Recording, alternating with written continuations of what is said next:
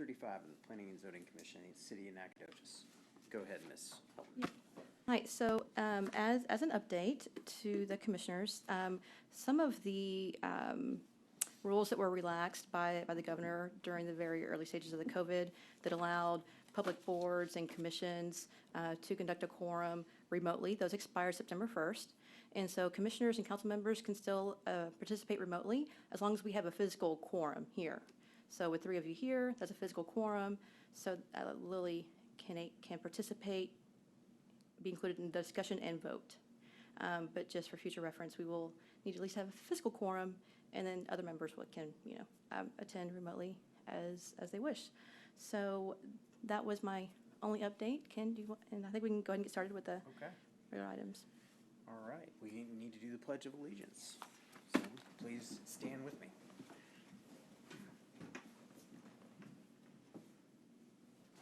I pledge allegiance to the flag of the United States of America, to the republic for which it stands, one nation, under God, indivisible, with liberty and justice for all. Thank you. Please be seated.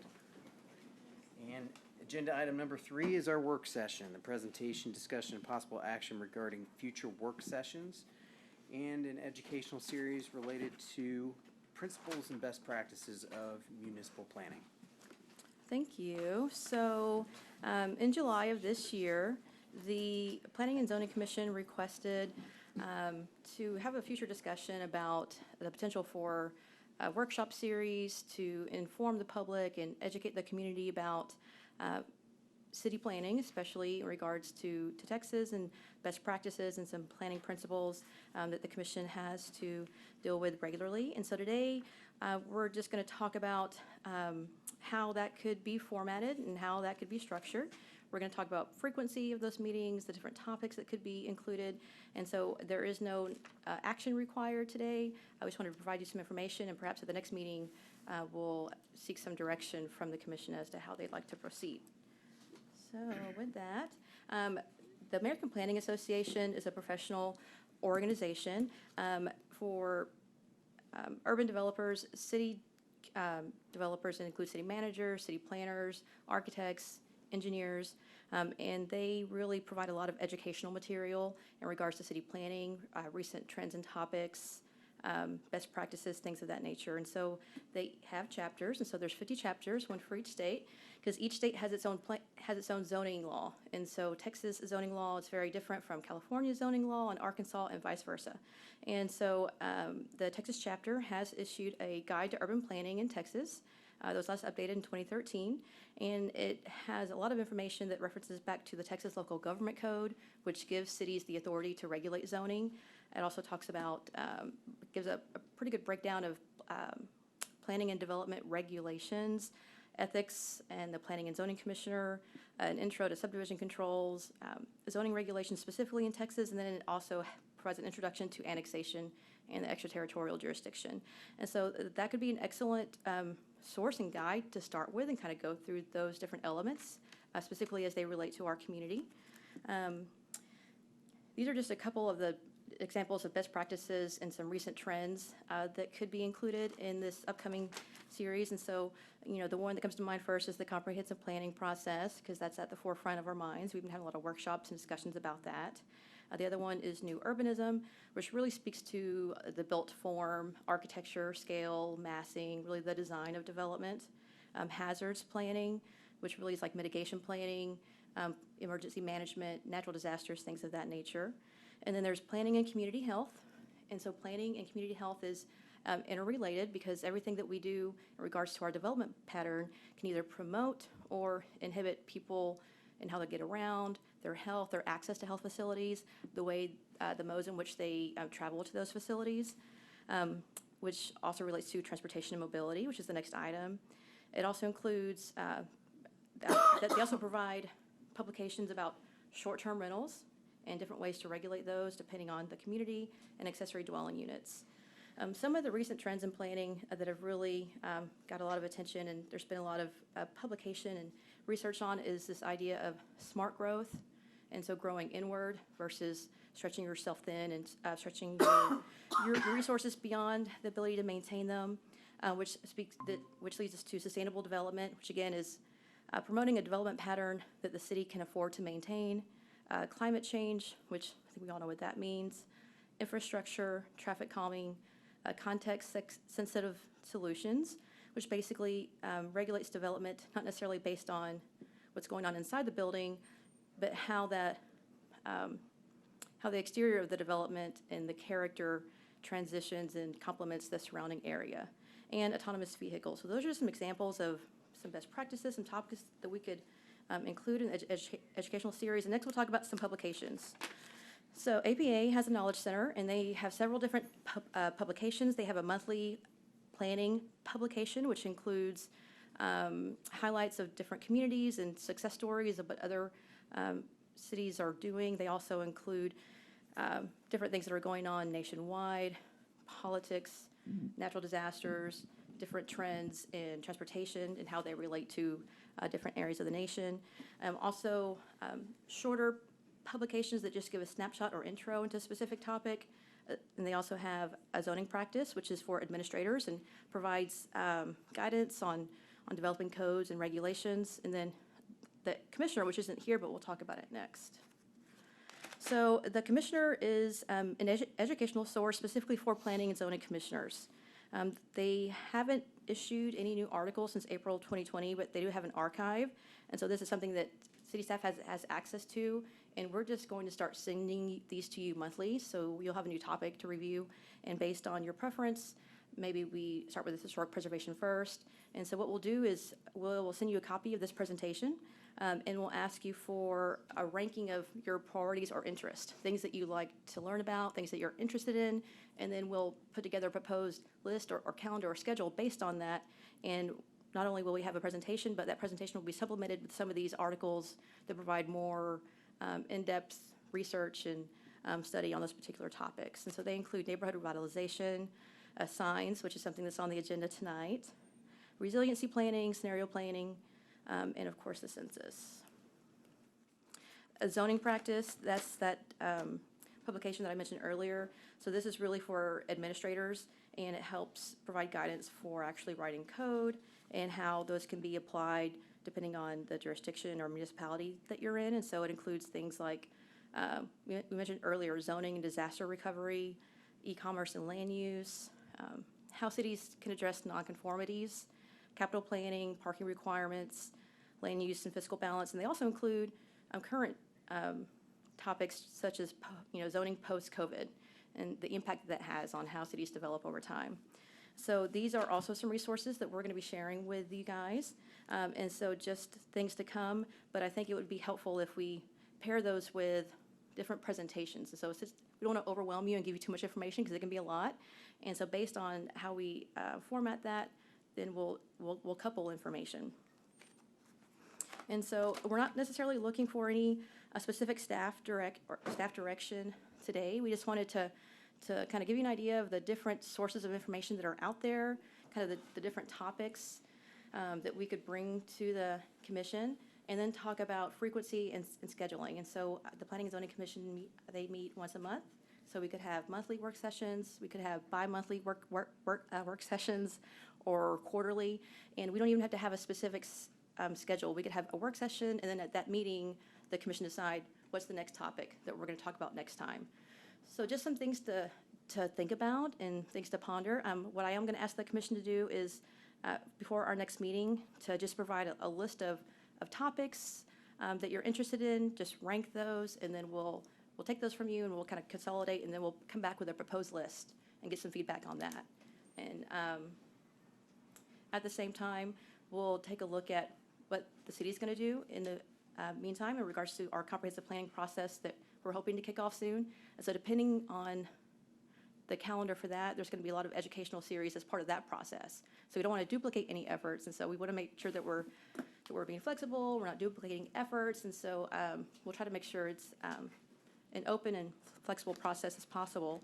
But that's the end of our presentation. We just wanted to get your feet wet and just let you know that there are a lot of sources of information that we're just going to send you just separate from the work session. But these are some different topics and trends and fields that we think might be prudent for the commission and the community.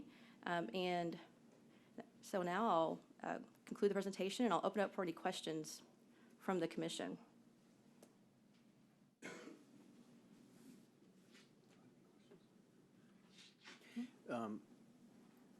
When you came here from your last position, in Bryan College Station, I believe, right?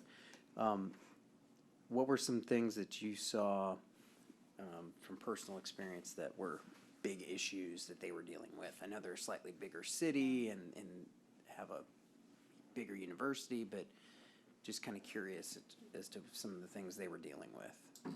A lot of similar issues to Nacogdoches, but just on a larger scale, of course. And so the town-gown relationship is always an interesting dynamic from community to community, because the students tend to be the lifeblood of the community. They provide the sales tax and the property tax, but it can be an adversarial relationship between the students and the residents who have been in the community for a long time, who live in kind of these older, more established neighborhoods, who have a lot of character, and who were that were established way before the university. And so one of the ongoing issues that particular community has is compatibility of students living in single-family neighborhoods and how that impacts the character and quality of life for those existing residences. And so oftentimes you hear horror stories about 10 students living in a single-family house, and cars parked in the driveway and on the grass, and trash, and late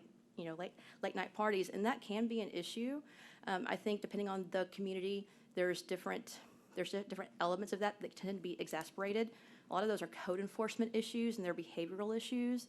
And so, going back to College Station, there were a couple of different initiatives or strategies.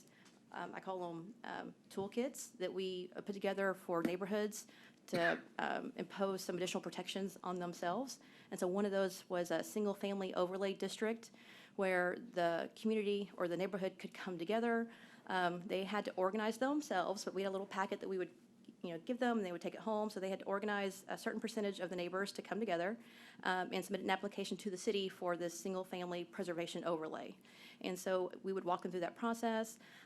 It would include kind of like an inventory of the existing character. So we look at the types of homes that are in the area, the height of the homes, does it have a garage, are there trees in the front?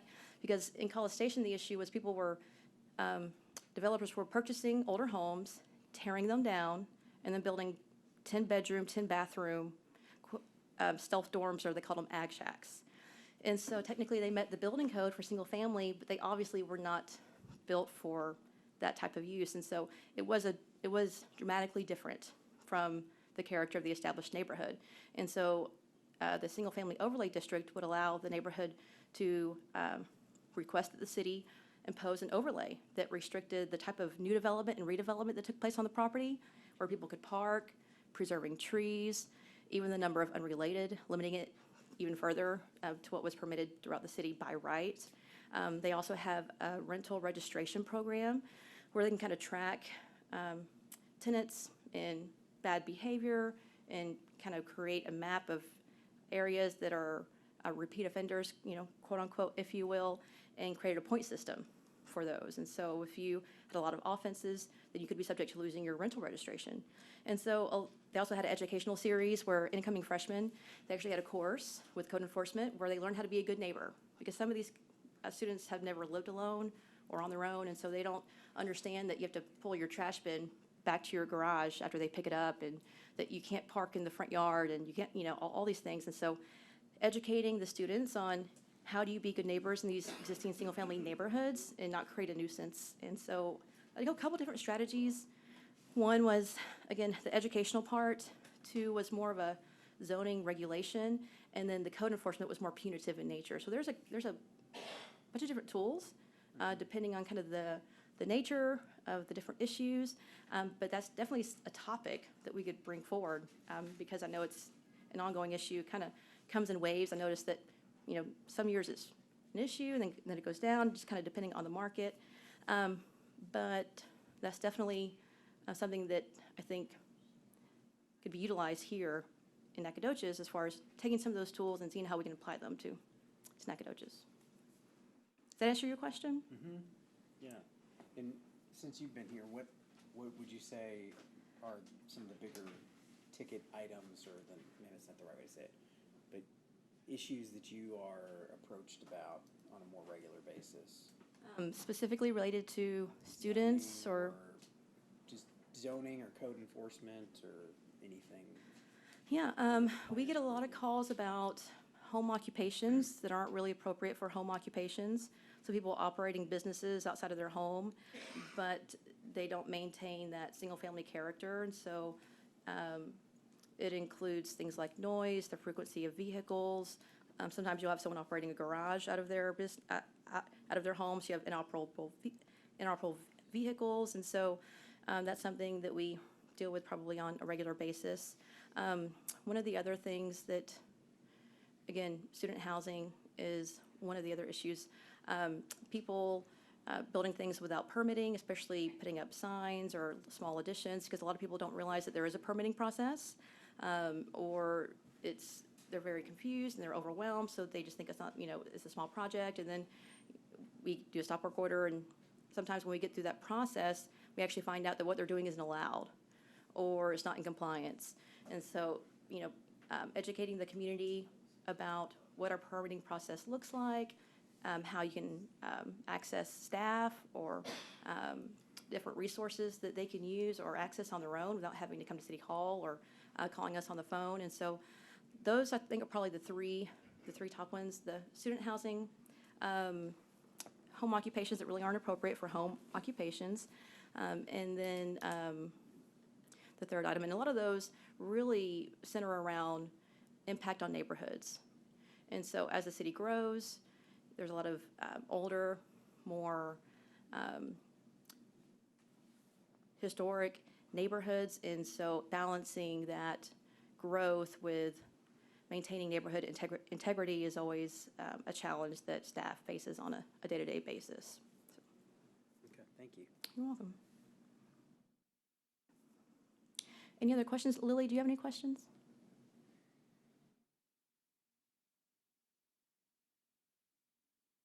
I haven't heard her. She speak? Can you hear us, Lily? I don't, yeah, We can't hear you. okay.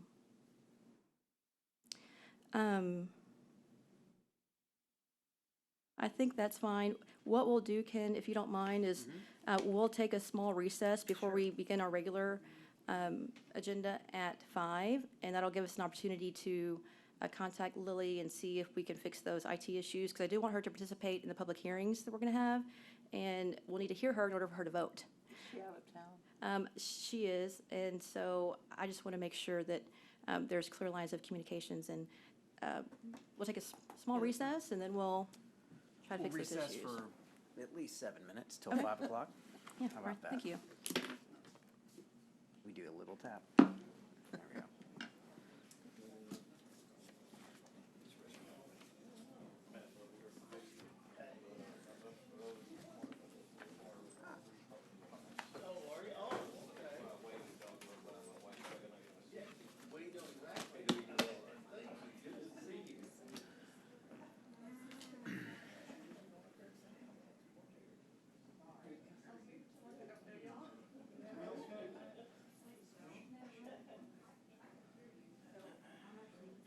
I'm actually in the council chambers, so I'm going to test it.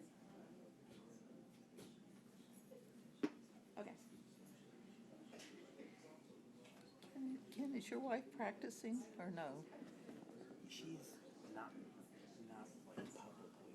She's got some patients. But she's not, doesn't have a office.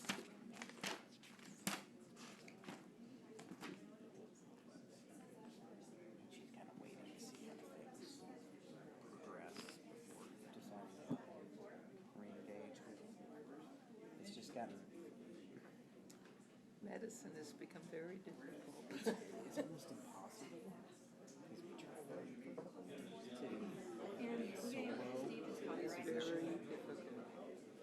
there's just so much overlap. It doesn't really make sense. Trust me, I know So this. it's going to be right back, just trying to figure out so she can hear And me. that's why you see people like Baker going to cash only. Or, And Bob decided to retire, somebody said to him, why don't you go to a, don't do that, go to a cash on.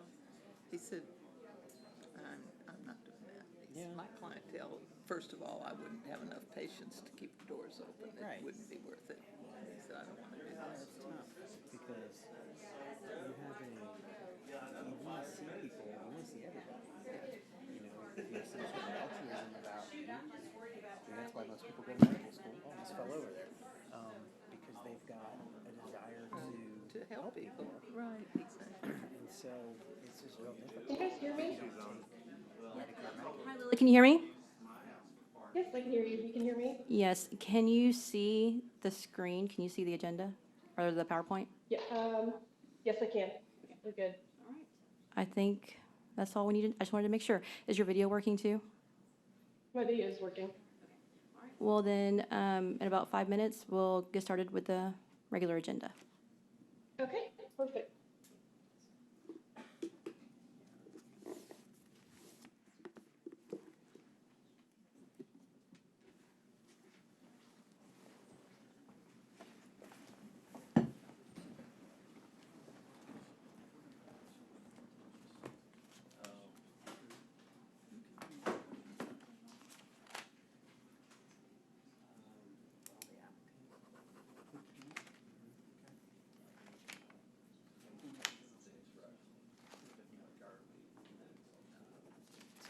Just open forum, we're not allowed to comment specifically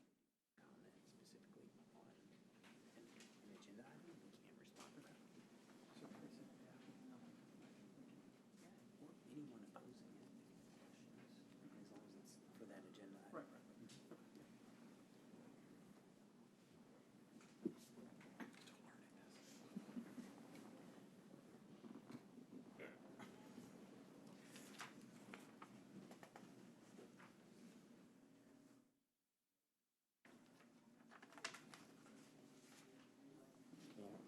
Hannah was telling me the other day, they're apparently gonna start allowing physician assistants to bill Medicare less. It's just another, There was a guy from the TMA who came here one time, and he was giving a talk, and he was talking about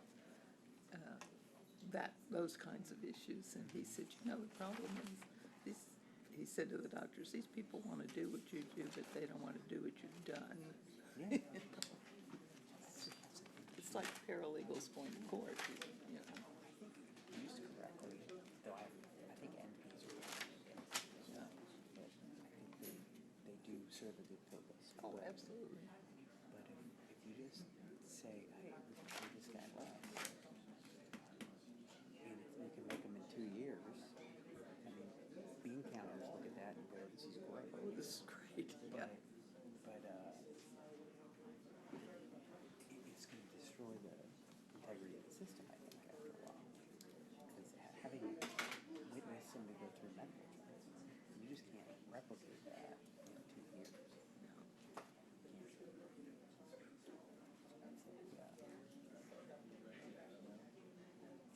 It's hard, and I think 90% of the learning is done by seeing and being there for it. We used to laugh in the winter, when we'd see 35 people a day, and 30 of them all had the same respiratory crud that was going around. We used to laugh. We used to tell him, it's like, you know what, you can go. We Yeah, can we could handle probably figure this. this out. We can handle this. He said, I don't think that's a good idea. But it's funny because Or the spread line for some grammatical errors. somebody sometimes referred over or it's an EA. This isn't a respiratory infection. It's Yeah. heart failure. Yeah, And it right. was undiagnosed. Yeah. And just because they didn't have the experience. Maybe they'll figure it Yeah, out keep in them in 10 line. years, but But in the meantime, the patient will die, yeah, exactly. which is not good. So Yeah. it opened my eyes. Way more than me. to some of the, for if you just have an upper respiratory infection, it doesn't matter probably. But for the people who have an undiagnosed like heart condition, or you need somebody that knows what they're doing. Yeah. So it's scary. Hey, you want to leave that with me? Well, in a cardiologist that doesn't make their living doing procedures actually might be a good intermediate step there. Okay. I don't think Yeah. we have one of those Okay. in town anymore. That was part of the problem. She didn't think it would. Ken? Sorry. You ready? I think we're good. You want to go? Okay. Sounds good. All right, it is now 5 o'clock, so we are breaking from our recess, coming back into the agenda. We are at item number 4. It's an open forum. We are going to offer an opportunity for everyone to make a comment on the individual agenda items that are coming up later. But if anyone has a general comment, then they are invited to come up to the podium and make that comment now. Just to let you know, in accordance with the Texas Open Meetings Act, us as members of the commission cannot discuss or deliberate or make any decisions on topics not posted as an agenda item. Speakers should address all remarks to the commission and limit remarks to 3 minutes. Is there anyone who would like to speak at the open forum? Okay, I don't see anyone, so we can go ahead and move ahead to agenda item 5. This is the consent agenda. We're going to, the only item on the consent agenda is the approval of the minutes from the August 9th meeting. So if everyone's had a chance to review the minutes, I wasn't here, but they looked okay to me. I will entertain a motion to approve them. I'll make a motion that we approve the minutes as printed. Try hitting the. Okay. Try hitting the. Any discussion on the minutes? I want to talk to one. Here. No? Okay. All those in favor of approving the minutes on the consent agenda, say aye. Aye. All those opposed, same sign. All right, the minutes have passed. All right, now moving on to number 6, nothing was removed from the consent agenda, so we're on to 6B, which is a public hearing. Consider a request for approval of a site plan for a senior center in a planned development district for Lot 1, Block 5 of the Austin Hills subdivision, located at 1601 West Austin Street. This request has been submitted by Mike Kelly, and it's case file PD 2021-02. All right, thank you. Elena Helton, City Planner. This property is located in a planned development district, which includes the Austin Hills subdivision. The PD concept plan and development plan was amended in 2020 to allow for the conversion of the existing church into the new senior citizen center. And this site plan approval is the last step to be considered in the process. And so just to provide an overview and some background, the future land use plan does designate this property as single-family residential, which is defined as your conventional one-family detached dwellings. The comprehensive plan also details that community facilities such as schools, parks, and recreational facilities should be located close to or within residential neighborhoods. And so this request does meet the future land use designation and the land use policies outlined in the comprehensive plan. On your screen, you'll see a copy of the development plan that was approved in December of last year. The dark gray area, kind of to the on the left side of your screen, that's where the addition will take place, and it'll essentially expand the kitchen facilities, add some more freezers to allow them to serve meals on a regular basis at the facility. This is a copy of the PD site plan. It's just a more detailed version of the plan that you just saw. It gives a better idea of the scale of the actual addition, and so you'll see here there's some additional dimensions as far as building setbacks, parking, but all of this is in compliance and consistent with the development plan that was approved, and it meets all other regulations of the zoning ordinance and those that are found in the actual plan development ordinance. So these are some photos of the current structure. These are just some images taken from the street.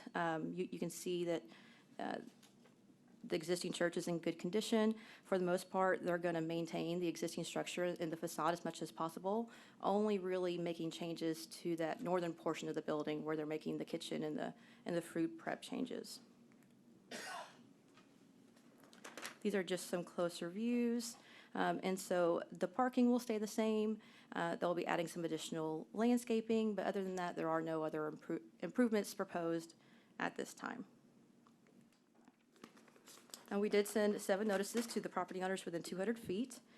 Since the time the staff report was written, and today we haven't received any feedback, but there was a lot of communication done with the neighborhood with the development plan phase, and so they're well aware of all the improvements that are being proposed and are in full support of the development of the project.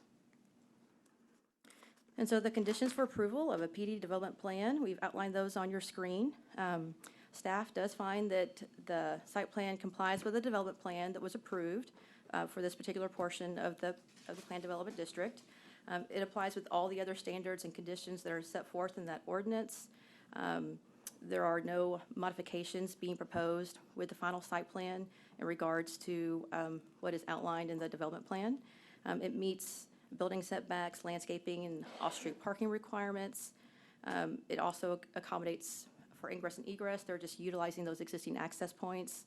And plan does meet all fire safety code, and fire control measures. And also is going to utilize the existing utilities, water, sewer, drainage, so there's no additional impact to our infrastructure. And so with that, staff does recommend approval of the request. This item is scheduled, this is the final. I'm used to these going to the city council. Staff does recommend approval, and the applicant is in attendance if the commission should have any questions. And with that, I'll conclude my presentation. This is a public hearing. And so if the commission doesn't have any questions, I'll step aside. Any questions? I'd like to hear a presentation from the applicant. Okay. I think that's a good idea. No questions.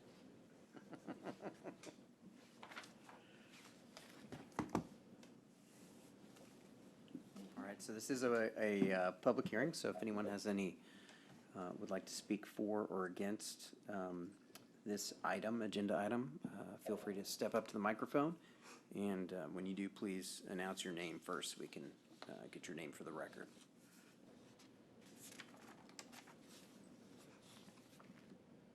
Am I correct in saying this building is already operating as the senior center? We do have questions for you, sorry. No, ma'am. So the building is currently vacant. This permit is for the renovations, so that then they can open the facility. But it's not being utilized right now. Yeah, it is. Oh, it is? Oh, okay. Well, it's not supposed to be utilized right now. That being said, the general land use approval to operate the senior center was already approved. And so you don't necessarily need a permit to go in and occupy something. And so it's the physical improvements and the construction, thank you for allowing me to clarify. So, yes, I didn't realize that they were already occupying the building, but they are allowed to do that. It's just the construction that requires this approval. Okay. All right. Excuse me, I'm confused. I live out there and that building's not being occupied. I thought they were serving luncheons out there to groups. I could clarify. I'm the applicant, Mike Kelly. Yes, sir. Chairman of the Senior Center of Nacogdoches Committee on Aging. There currently is nothing Okay, well, then being I'm- done out of the I'm building. mistaken. I'm We're sorry. trying to get going. We still operate off of Harris Street, 621 Harris Street, where we've been for 40 years, in a building that has been provided to us by Nacogdoches County. A lot of people aren't aware of that, but the county back in 1980 built that and provided it to the senior centers. What is going to happen to the building you're in now then, Well, when they move? it belongs to Nacogdoches County. I'm not sure what their plans are for it. Well, I was mistaken. Someone had told me they were serving lunches out at the new building, so I wish I'm we wrong. were. We've been trying to get this going for quite a while. We're ready. It's gonna be a nice, hopefully something that'll last another 40 years for us. Be good. And any other questions or clarification, I'll be glad to. I don't have any. Thank you. No, thank you. All right. Any other public comments? No? Okay. Any discussion from anyone on the council? No? None for me. Okay. Well, I know I was here when we saw this first come up last year. Was it just last year? Feels like it was 3 years ago. But I know you've been working on this a long time, and it looks like the plans come together. I would make a motion to approve the plan development as, hold on a second. I got ahead of myself here. I'd make a motion to approve the site plan for the Plan Development District for Lot 1, Block 5 of the Austin Hill subdivision. It's case file PD 2021-02. I hear a second? A second. All right. Any discussion at all before we vote? I don't have any. No? Okay. All those in favor say aye. Aye. Aye. Aye. All those opposed, same. I think that was a unanimous vote. So that is approved, and we'll move on to the next agenda item. This is a public hearing for another plan development district for lots 11B and 12A, City Block 40. It's really just at 813, I guess, North Mound, is that correct? Yes. So, and I'll let you finish introducing it, and then I'll clarify. Okay. And this request has been submitted by Robin Miller of Hetty Lake and Associates LLC, and it's case file PD 2021-03. All right, thank you, Lena Helton. So yes, so the legal ad that was published in the newspaper and the written letters that were sent out to the neighbors, it identified 813 and 817 as part of the PD application, but that was a staff error. And so it's really only 813 North Mound that is included in the plan development request. So the same property that you guys heard back in July for the zone change to medical, it's just that piece. So apologize for the confusion. We wanted to make sure that we clarified that at the beginning of the meeting. And again, the purpose of Plan Development District is it's intended to provide greater flexibility in land use, density, and other regulations, but also it allows the development to more closely reflect special conditions of development sites in a manner which is consistent with the comprehensive plan and community objectives. So for this application, the applicant, Hetty Lake, they own the subject property as well as the property just to the north, which is their existing medical facility where they currently operate a speech, occupational, and physical therapy clinic. They have a team of approximately 17 licensed therapists, and their business model, they see patients of all ages, and their hours are generally from 8 a.m. to 6:30 p.m. Monday through Friday. The applicant has stated that due to the growing number of clients, they've outgrown their current building, and they are proposing to remodel the existing fourplex that's located at 813 North Mound, which is immediately adjacent to their existing building at 817 North Mound. The renovation will include additional medical offices, including a gym and 10 professional offices, and they propose to attach the existing building to the building that's going to be renovated with a breezeway to kind of bring it together and make it a unified development. They're also going to be upgrading the aesthetics of the site, repainting, trim, just improving the overall aesthetics of the existing buildings and the property. They're also going to repave and expand that existing parking lot to accommodate for the growth and to ease the existing traffic flow of the overall development. And the applicant will also be planting street trees along the frontage of 813 North Mound to comply with current commercial district landscaping standards. And those are seen with the 3 dots on the PD exhibit, which is on your screen. The applicant has also constructed a privacy fence along the west side of 817 North Mound. That's indicated with a yellow line. They are also proposing to repair, replace, and maintain the existing fence that's located on the south side of 813 North Mound as needed, just to keep it in good maintenance. And then there's a number of existing trees between that fence and North Mound that provide kind of a natural buffer, and they're going to be maintaining those two as a condition of this planned development application. The second smaller building at 813 North Mound, that's going to continue to be used as storage, but they also want to be able to use that building and the larger building as apartments or other types of medical uses in the future. And so the immediate plan is to renovate the larger building, 813, into offices and a small occupational gym area. The smaller building will be used for storage, but they are proposing to allow the occupancy of those buildings to change over time to other uses that are allowed in the medical district, except for those that are outlined in the application. So specifically, the applicant has proposed to restrict certain land uses.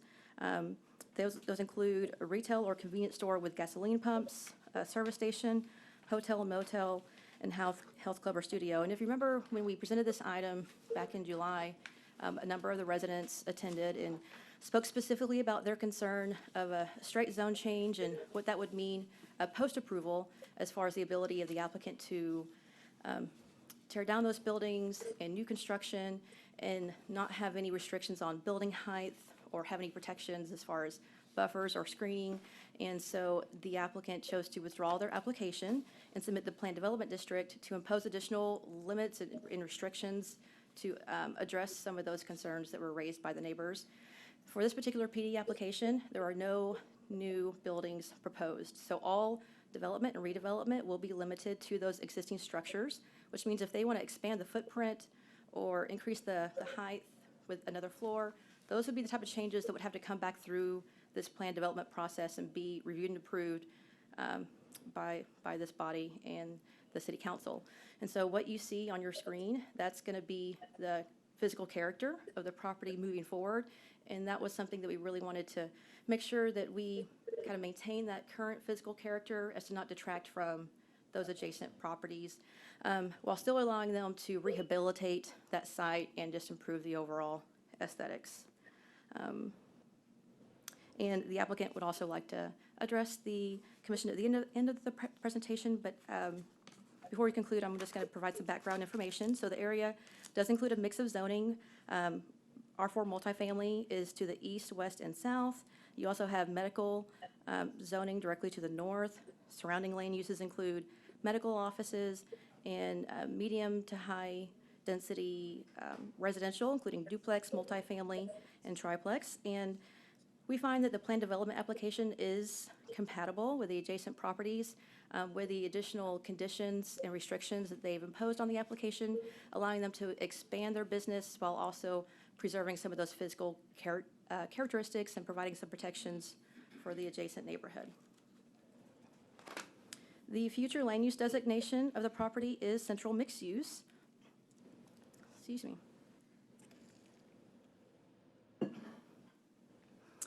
The central core of the city is primarily has this designation in and around the traditional downtown area. It includes a mix of retail, office, and residential uses to encourage compact development and a walkable environment.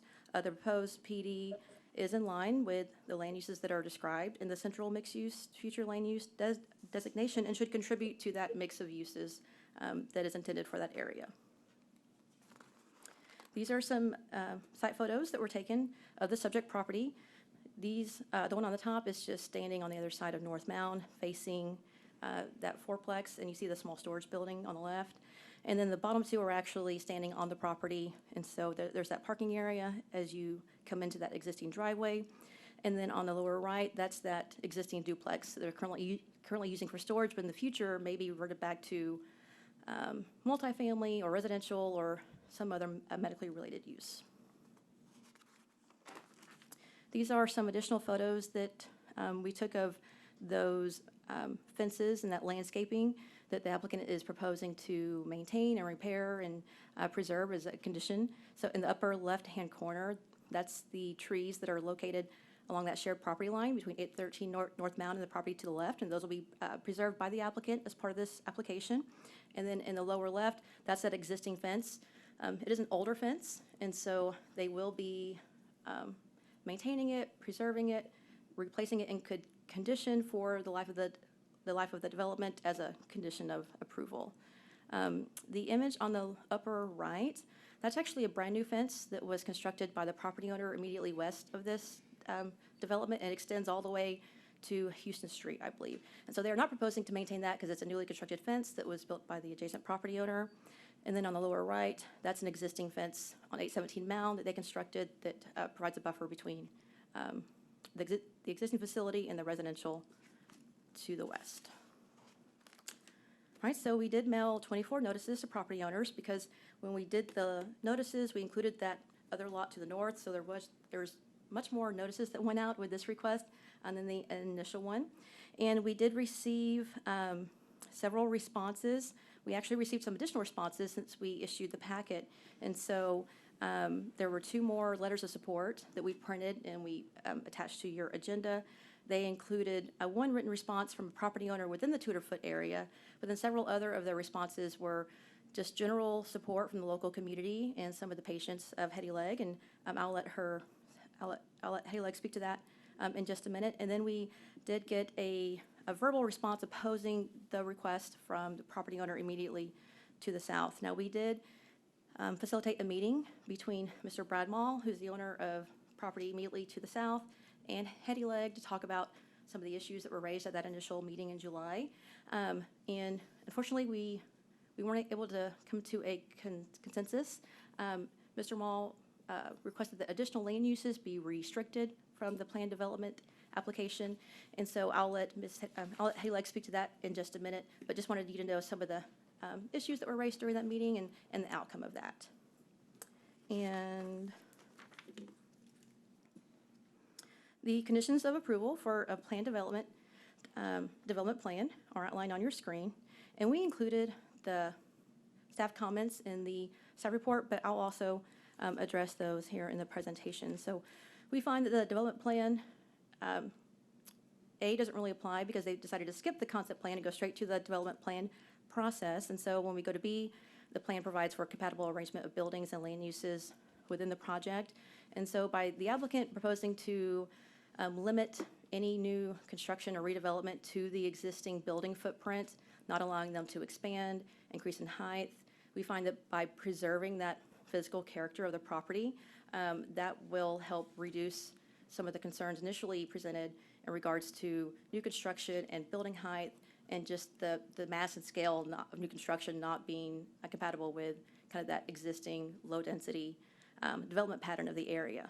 As far as traffic circulation, they're going to be utilizing that existing driveway that property currently uses off of North Mound, and then they're also going to be building some cross-access between 817 and 813 to provide better overall circulation for the development. For drainage, all of new development is required to drain to this public street. And so whenever we get those construction plans, we'll be looking for grading and drainage to make sure that they're complying with city regulations. We find that the proposal will help mitigate any adverse impacts of the adjoining neighborhood, again, by maintaining some of those existing buffers that are already in place, by limiting some of those more nuisance land uses, and by maintaining the physical character of the area. The amenities proposed in the application are sufficient to justify increased densities or intensities on the site. And so by proposing to preserve some of those existing buffers, we find that offsets the increase in intensity of the uses that are allowed under medical that wouldn't otherwise be allowed in the current R4 multifamily zoning. And as far as the sequence of development and timing, because there are no additional physical improvements proposed except for interior renovations, some exterior aesthetics, and resurfacing, what they're showing on the development plan is what will be constructed and installed for that first phase of development. It will not be phased over time. And so with that, let me go back to the exhibit. With that, staff finds that the request does meet the criteria, and we are recommending approval, and this item is scheduled for a city council next week. Again, the applicant would like to address the commission before we open it up for public hearing. So I'll conclude my presentation and open it up for questions from the commission at this time. Thank you for the presentation. I do have one question. Since the plan development restricts basically prevents any expansion of the existing buildings, can you explain what would have to happen if the current owner or a future owner wanted to build something different on the site? What would they have to do as far as coming back through the zoning process? So the PD, Plan Development District, is a zoning change.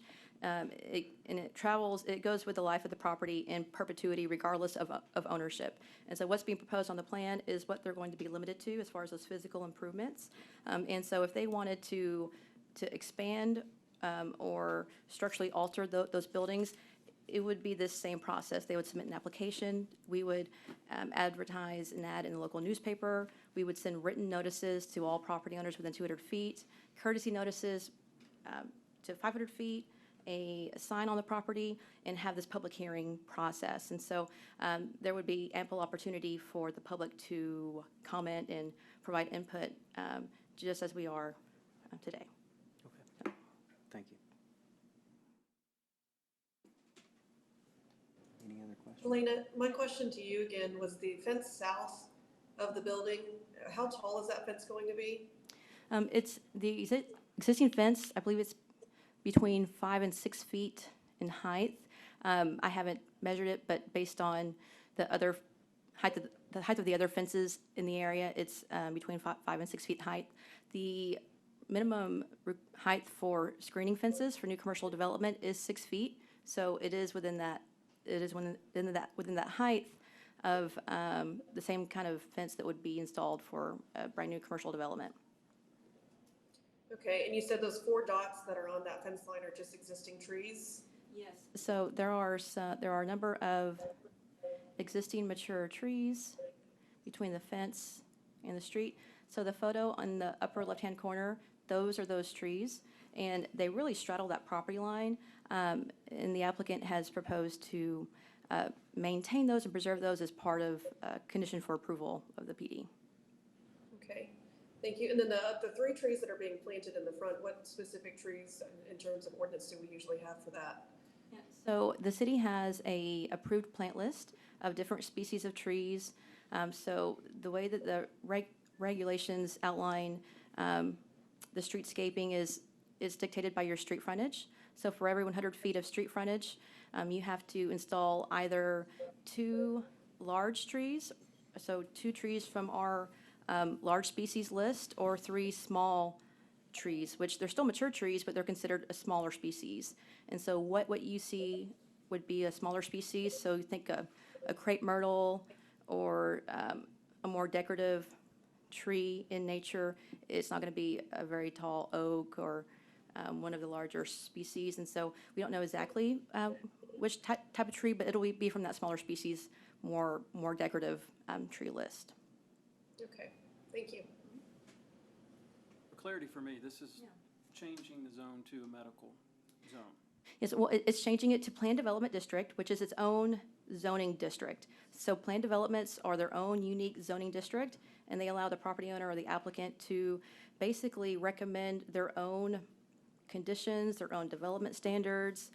Usually there's some additional restrictions that are imposed to offset waivers or variances or alternatives from our current standards. Oftentimes we have plan development districts that allow for higher density residential than what we allow. So for instance, Austin Hills, the PD that we were just looking at, that's actually more of a patio home type development that actually the building setbacks and development standards wouldn't comply with our standards today.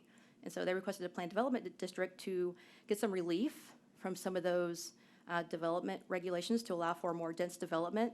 And then they offset that by providing some community facilities and things that would serve that neighborhood.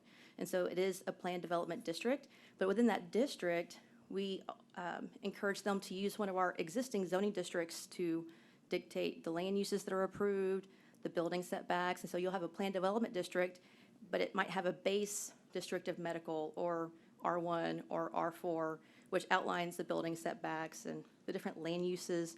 And so that's the base, and then we build off of that.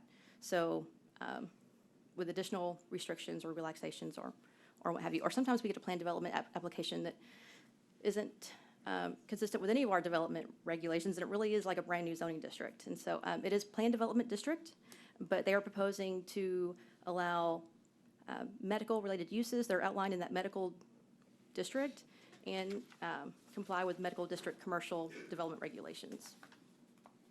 So medical district will be the baseline. Yes, it will, yeah.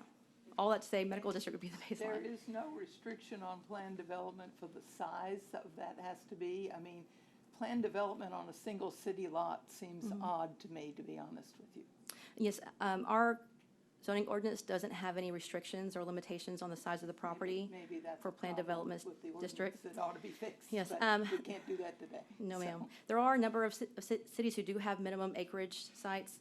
I think that has its benefits and its drawbacks, just depending on, the nature of the community. For a community that is really kind of new, that doesn't have a lot of older neighborhoods, older development, it can be restrictive because it doesn't allow some of these smaller lots that were built in our downtown areas to redevelop in a way that's compatible with adjacent properties and take into consideration some of those contextual issues. So that is something that we could look at in the future and have a discussion about. Does that need to be amended to include a minimum size for future plan development applications?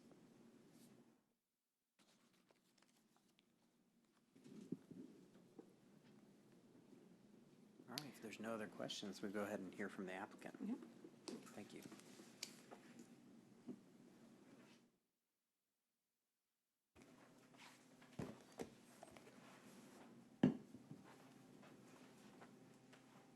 Hello, I'm Hetty Legg.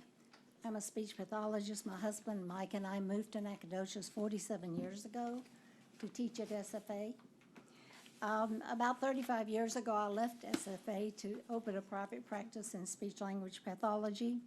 We eventually took on therapists, and in 1994, we bought a small house on Ochiltree across the street from the hospital, and we thrived. When we outgrew the physical facilities there, we were blessed to be able to purchase the office on the corner of Mound and King, which is 817, which was a daycare center but had not been in any use for several years. Our practice began to grow again as the demand for therapy increased. Today we have speech pathology, occupational therapy, and when we can get a physical therapist, we have physical therapy. We have office and support people who work there also. We do between, as I understand it, between 70 and 100 treatment hours per day. We are an LLC. Robin Miller and I are the main shareholders. Robin Miller is my major principal business partner. She takes care of the day-to-day running of the business. Thank goodness I don't have to do that anymore. And I am retired from therapy, but I'm very involved in the overall business and especially in the planning and in moving forward. Today I'm speaking for the business as a whole, and I apologize for my voice. East Texas and I don't agree in the fall. Ragweed gets me in the throat every time. I did work with many patients, as Ms. Carroll knows, worked with many patients during the years who sounded better than I do today.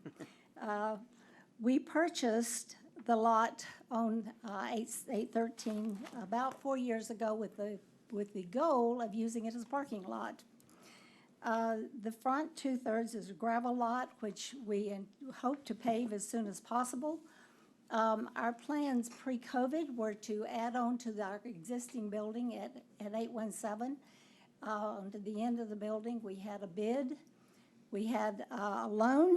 We had a plan that had been drawn by an architect, and we had everything looked good to go. But then COVID hit. And as all of us know who have tried to build anything since COVID, the price of everything has gone up. The availability of things has gone down. And the price had jumped about $100,000, which put it way above our profit range. and the time to deliver was greatly extended. This put our proposal out of reach, so we looked to our other property. We decided that if we could convert what is now the low-rent housing apartments, that we could make usable office spaces and gyms that would give us the space that we needed to take care of the clientele that we have. We're requesting a zone change to something similar to what our current office is. We know when we came and made the request before to change to medical, we saw the response of the neighborhood and started looking at exactly what medical zoning was, and found out that there were many uses in medical zoning that were not appropriate for this small lot.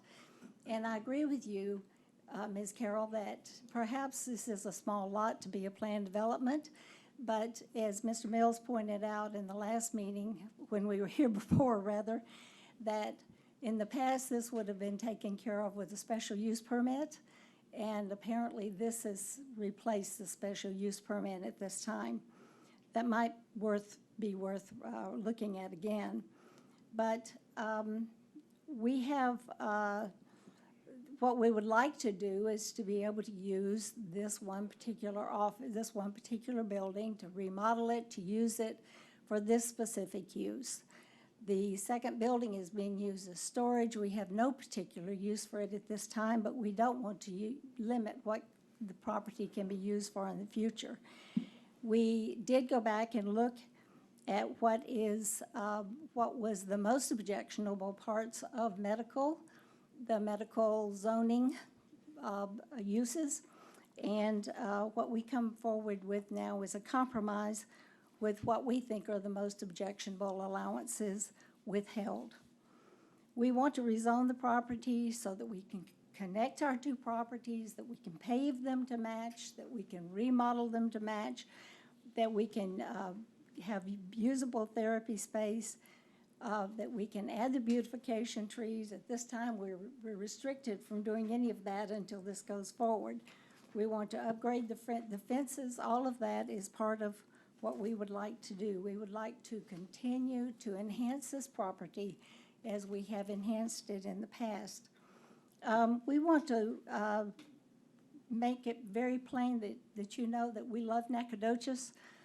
We moved here on purpose. We raised our children here. This is where we've chosen to work and to eventually retire. Our therapy center always strives to provide the best that we can to accommodate the people who come to us, to remediate deficiencies, and simply to do our best to be good neighbors. In making the proposal to medical, we never intended to step on the toes of any of our neighbors. We just didn't, quite frankly, know what all was included under medical. We had no questions come up about these particular things when we rezoned 817 as medical. What we asked to the allowances for medical and R4 with there's restrictions that we would like to add are the retail or convenience store with gas station, the hotel or motel, the health club or studio. All of the other allowances that are on there are pretty much ridiculous to consider for a lot this size. We don't, as Elena has pointed out, quite frankly, if we increase the footprint of what's already on the site, we would be in trouble with parking once again, and that's what we're trying to overcome. These are the restrictions that were mentioned in the past as being inappropriate and objectionable, and we have no disagreement with those particular things.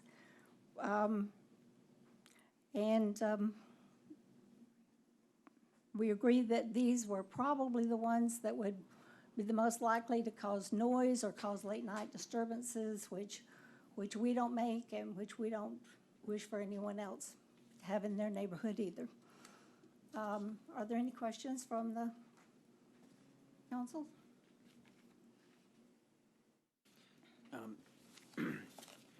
And you do understand, under this plan development application, you wouldn't be able to fundamentally, I mean, you can remodel the buildings, but you couldn't expand their footprint or.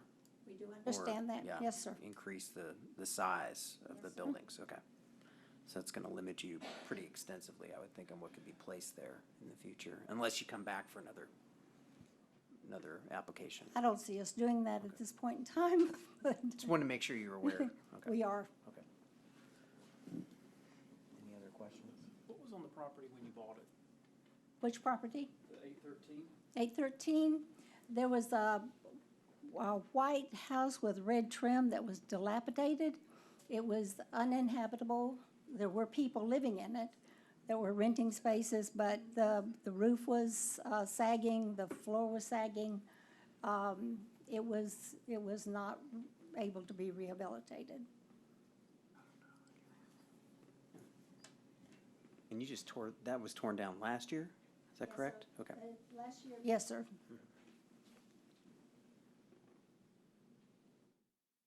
Any other questions from anyone?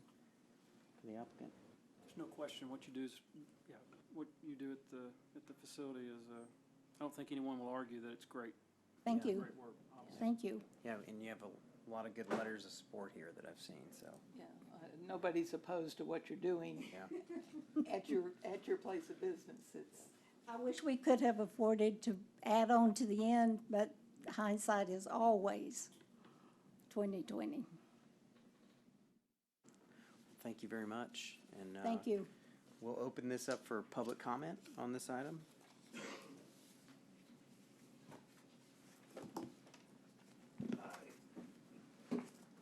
My name's Fred Mall, and I'm the grumpy neighbor. First of all, I'm curious.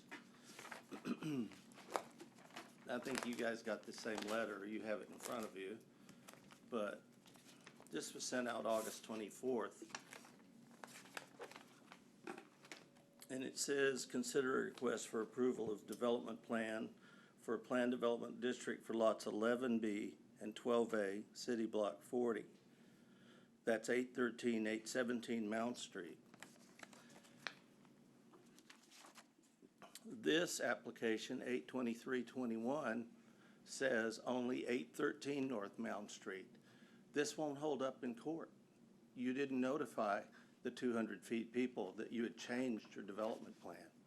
Nobody knew this until I had a meeting with Elena when it was like, what? And how do you build a breezeway onto 817 if it's not part of a planned development? So I have a little objection to that because it's not legal. Is that right? Am I wrong? If I may, so, the city, we can over-advertise, we just can't under-advertise, right? So if there's an error in the advertising and it basically is in excess where we've included more property than was initially included, that's fine, as long as we clarify that during the public hearing process. Now, if we would have left out 813, then we wouldn't have been able to conduct the public hearing because the application is for 813. So like I said, that was a staff error, but it does not negate or disqualify the application because 813 was included, it is included in the application and was included in the notices that were So why don't we just send a standard letter that the entire neighborhood is under zoning change, and that way we got it covered, you know? I mean, if you send out a letter, it needs to say what it's doing. So, if it is legal, then I'll go on with my 20-minute speech here, which I don't really want to do, but I don't seem to have a choice. So I got a text from a friend recently that said, "Are you still fighting the city?" And I think that says a lot right there. Am I fighting the city?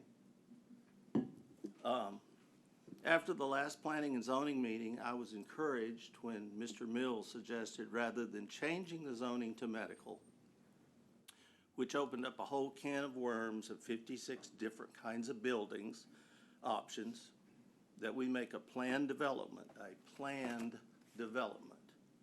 which would limit what they could build, while still meeting the needs of their expanding medical practice. I get it. So, here's a, sorry. Here is a sample of the application process. This is what they turned in. It's one page.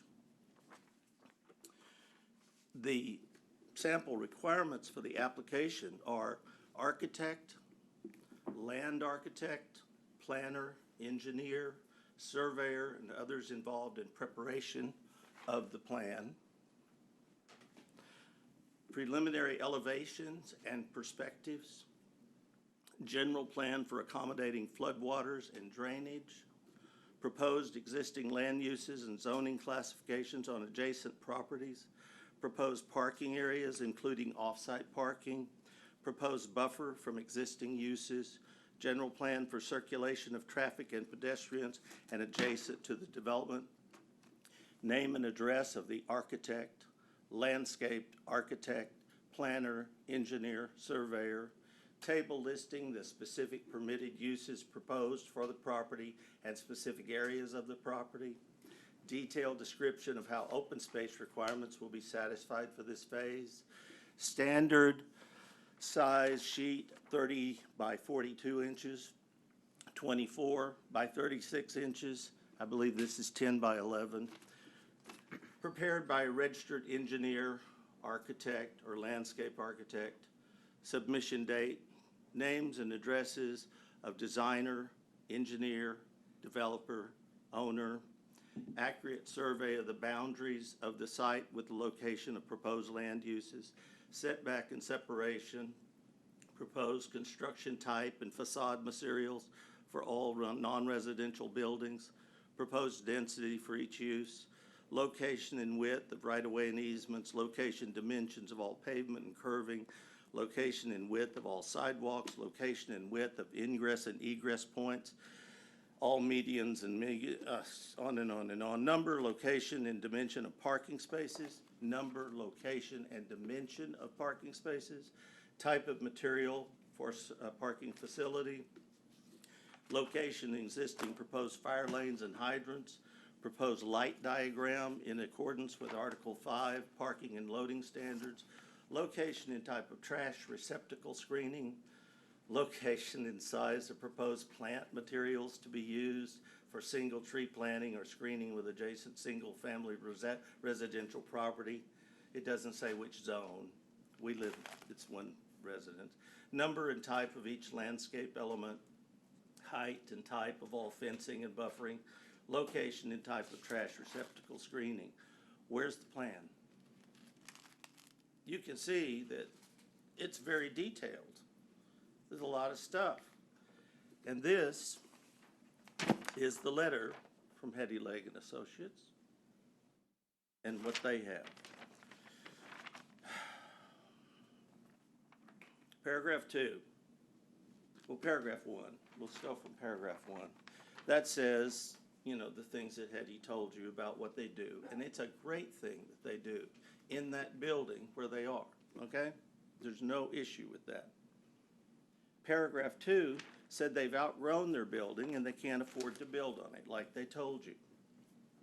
It's just not convenient to rent a medical facility with parking in the hospital district, which is 50 feet away from their current building.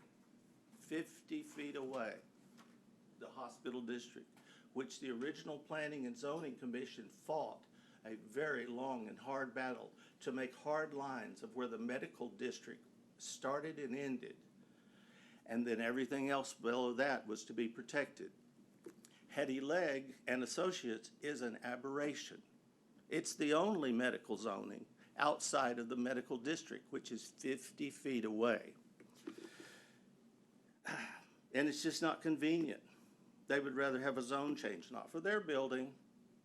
Now we've dropped that out of the plan, just for that vacant piece of land where once stood a 100-year-old dilapidated home built in the same style as all these other 100-year-old dilapidated homes called the historic district. It was unlivable, except 12 people lived there as a boarding house. Did we complain about that? Nope, we didn't care. It's a mixed-use neighborhood. We're good with it. So they just need to use the land they happen to own next door, that Robin Miller and her husband happen to own, who happen to work with Hetty Legg. It's a great coincidence. Paragraph 3, 817 is no longer in the plan. The plan development is now only about 813 North Mound, the vacant lot.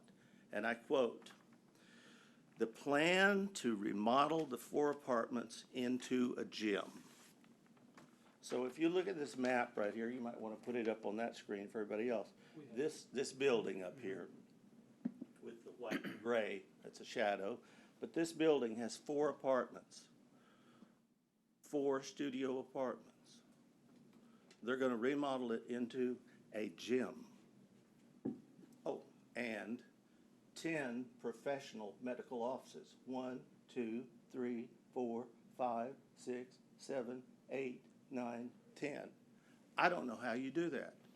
When I think of a gym, I think of maybe a basketball hoop or running around exercising. Even if it's a therapy room, I think of people lifting weights or doing something. And when I take the size of that building, just for medical offices, we're talking about 240 square feet, about the size of this table. They're going to make 10 of those, and a gym. And attach the 2 buildings, one of which is not in the planned development.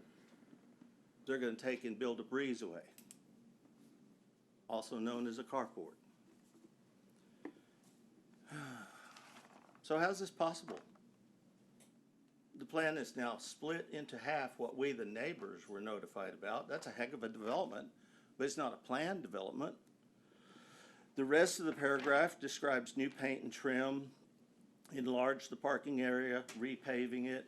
It's a dirt lot. Add trees, shrubbery, and plants. Now listen to these words. They agree to repair, replace, and maintain the existing fence along the south side of 813 as needed, and preserve the existing trees located immediately adjacent to the north of this fence. Well, this is not remotely the architectural plan as stated in the application, and contains some odd choices of wording, such as repaving a dirt lot. Okay, maybe that was a mistake, like 817. How do you repave what is not paved? The PD says you have to say that. We plan to add trees, shrubbery, and plants. Well, I plan to live a long time, but I can't be sure. I can't make you a legal promise that'll stand up in court. I just plan to live a long time. Again, I quote, "We agree to repair, replace, and maintain the existing fence located along the south side of 813 North Mound as needed." Who decides as needed? Is it me? Is it Hetty Legg? Is it the city? And preserve the existing trees located immediately adjacent to the north of this fence. There are no trees north of that fence, so I don't know what that means. They may have been east. I quote again, "The second building at 813 North Mound may continue to be used as storage, apartments, or professional offices." May, maybe will, maybe they won't. The letter goes on to say the model would not change the working dynamic of the existing buildings, but would allow us to expand. What is the working dynamic of existing buildings here? You have 4 apartments and a storage building. The working dynamics of 4 apartments and a storage building, I assume, would be cooking and sleeping and watching TV and going to the bathroom, unless you've already been using those buildings for medical therapy office. Then the working dynamic doesn't really mean much now, does it? Which leads us to what may happen if you allow this planned development to proceed. The purpose of a planned development is so everybody involved knows what will be built in very exact terms. Also, just an addendum in case I forget it. When we were in that meeting the other day, she said, once you get this zone change done, you don't have to go through all these people anymore to build some more buildings. You just have to have us sign off on it. Is that true? Anyway, let me go on. Last Friday, we all met, and Hetty Legg told us in no uncertain terms she would not compromise on 49 allowable businesses in the planned development plan. So the point of planned development was to compromise. That's why I went to the meeting. So everybody knew what was being built, and that ended the meeting. And I'm close to wrapping up. At least I plan to. Paragraph 6, Hetty Legg and Associates tells what she won't build. Why would you tell me what you won't build, which is 7 things, when you have access to what you can build, which is 49 other things in addition to 56?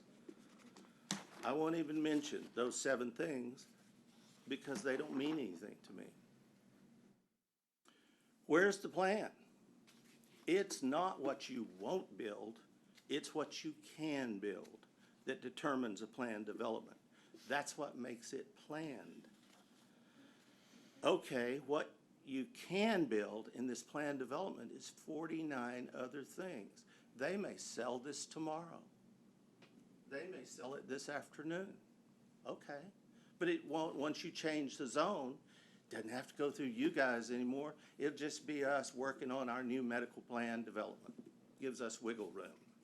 So let me, for your information, I know you guys are fascinated, what they can build, not what they won't build, but what they can build is a recreation facility, a post office, radio or TV station, microwave transmission tower, college or university, daycare center with 7 or more attendees, vocational school, private club, advertising agency, engineering services, banks and financial institutions, legal services, this is what really worries me. Emergency ambulance service. Boy, that would be so neat if we could have an ambulance run straight out of our occupational therapy office to pick up the patient and bring them back. A hospice, acute care, chronic care, medical, dental, psychiatric hospital, veterinarian, beauty shop. I'll skip some. Cemeteries, mailing service, mortuaries, catering, eating place without a drive-in, bookshop, stationery, camera, clothing store, confectionery, drugstore, florist, hobby. Why would you want to knock out 7 when you can build 49 more? I don't understand that. Where's the plan? And the letter sent by the city informing me of the plan development, like I said, was for 8/13 and 8/17. And then it was dropped out after our meeting last Friday. That's because Hetty Legg and Associates would lose their medical zoning on their original building if they went into a planned development. That's why they dropped it. It wasn't a mistake by the city. They knew exactly what they were asked for, but they dropped it because they realized they would lose their medical zoning. And I think this so-called planned development is at least misleading and very possibly illegal and would not hold up in court. So I'm not fighting the city? Or am I? Does this plan affect me personally? Yes, I've already spent $1,957 on legal fees and countless hours reading convoluted zoning laws that I am an actor, an unemployed one, and I never ever wanted in my life to know about these zoning laws for the crime of simply buying a house on Mountain Street. And is it bigger than me and my issues? Absolutely. The city keeps telling me that all this zoning change is legal and possible because it's in the comprehensive plan for the city of Nacogdoches. The same comprehensive plan that was done in 2003 and, in their words, not mine, is obsolete and needs to be replaced. Remember? Well, you can't have it both ways. So which one is it?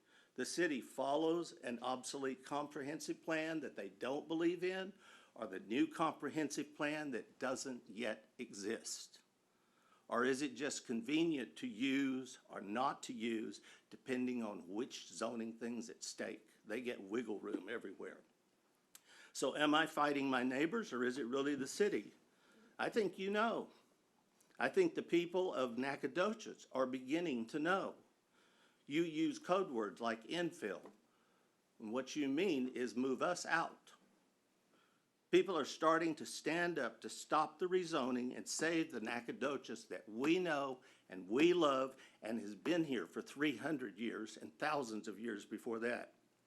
And if you can change my residential R4 zoning, which allows everything, to medical by way of a word change, calling it planned development, what else can you do? I don't want to fight my neighbors of the city, but somebody has to stand up. Somebody has to say no. Is it going to be you guys? Thank you. You can clap. That was a long speech I wrote. It was a little over 3 minutes, so we discounted all the rest after 3. I'm just kidding. Thank you very much, Mr. Mall. I wanted to, since you brought up a procedural issue regarding the application and the plan process, I'd like to bring up Elena back up here, because I have a question for you on that before we resume the public hearing. Yes. Elena Helton, City Planner. Specifically, question I have is regarding the plan development zoning change. We just saw a plan from Mr. Kelly on the senior center, and I know they came back to us twice on that, with a concept plan first, and then later with the site plan. Yes. Where are we in the process here? Is this the concept plan, or is this a site plan, or where do we stand? This is the development plan. So, and I'm actually going to, if you don't mind, I'm going to skip forward a few slides because I actually have a visual that might be helpful. So whenever we're looking at the process for plan developments, it is a 3-step process. And so the first step is the concept plan, which is intended to be used to establish the more general guidelines of the district. It includes identifying land uses, intensities, street locations, open space, project boundaries, and how those different elements are going to integrate together. And that has to be reviewed by the Planning and Zoning Commission and approved by City Council. And then you have the development plan, which includes all the information in the concept plan, but is intended to be that second step and provide more detail. And so it provides more detailed information on the specific land uses and their boundaries, the purposes of the planned development district to ensure that the project is proceeding in orderly fashion, and that it's in compliance with the approved concept plan. Now, there is a provision that allows applicants to skip the concept plan and go straight to the development plan. And so if you already know where your proposed uses are going to be located, if you already have some of that more detailed information, you can skip the concept plan and go straight to the development plan because that information is already available and it's ready for review. So it is a 3-step process, but the ordinance does allow for applicants to skip step 1 and go straight to step 2, which is where we're at now. And so this will be reviewed by you, it has to be approved by City Council, and then the plan development site plan has to come back to this commission for review and approval. It also is a public hearing process, and so we'll put a legal ad in the paper. We'll notify all of the property owners within that area and have an opportunity for them to speak for or against, and we'll have a much more detailed plan at that point for review to make sure that whatever they're proposing is in compliance with the development plan that's approved by City Council, or if it gets approved by City Council. And so, again, it's a 3-step process. They're in step 2, which is like that yellow-orange area, and the ordinance allows for them to kind of skip 1 and go straight to 2. Does that answer your question? It does, and my understanding was the reason for the concept plan stage is for a developer to be able to make sure that the plan is going to have some sort of traction and get approved, or figure out what might need to be modified on the plan before spending a lot of money on surveys or other work that might need to be done. Yeah, it does allow the property owner or developer to have some assurances that the general land uses proposed will be permitted. And then he or she has more confidence moving forward with engaging design professionals to put together a more detailed plan. So with the concept plan, that first step, there isn't as much information that's required because it is still kind of very general in nature. And they just want to make sure that what's being proposed generally on a concept level is acceptable as city council and the community, and then they come back with that more detailed proposal. And so the next thing we should expect to see here at some point in the future is a actual plat, like we saw on the earlier agenda item, showing how the actual development's going to take place. Is that correct? Yes, it would be a full set of construction plans, including plans that have been prepared by a design professional, surveyor, very specific detail to make sure it's in compliance with our building code, with our fire code, it meets drainage standards. And so at this stage, we don't get that level of detail. That's the final site plan that this body approves. Okay. I'm done. Sorry. Elena, Elena, while you're up there, I have Yeah. a question. I'm sorry if anybody was next. go ahead. If anybody was next, please go ahead. I'll go after you. Okay. I was curious to know why we did speak about special use permit and then switch to the plan development process instead. Yeah, so the zoning ordinance actually has specific land uses for each zoning district that are allowed Right. with a specific use permit. And if it's not listed as either permitted under specific use permit, then it's just not allowed.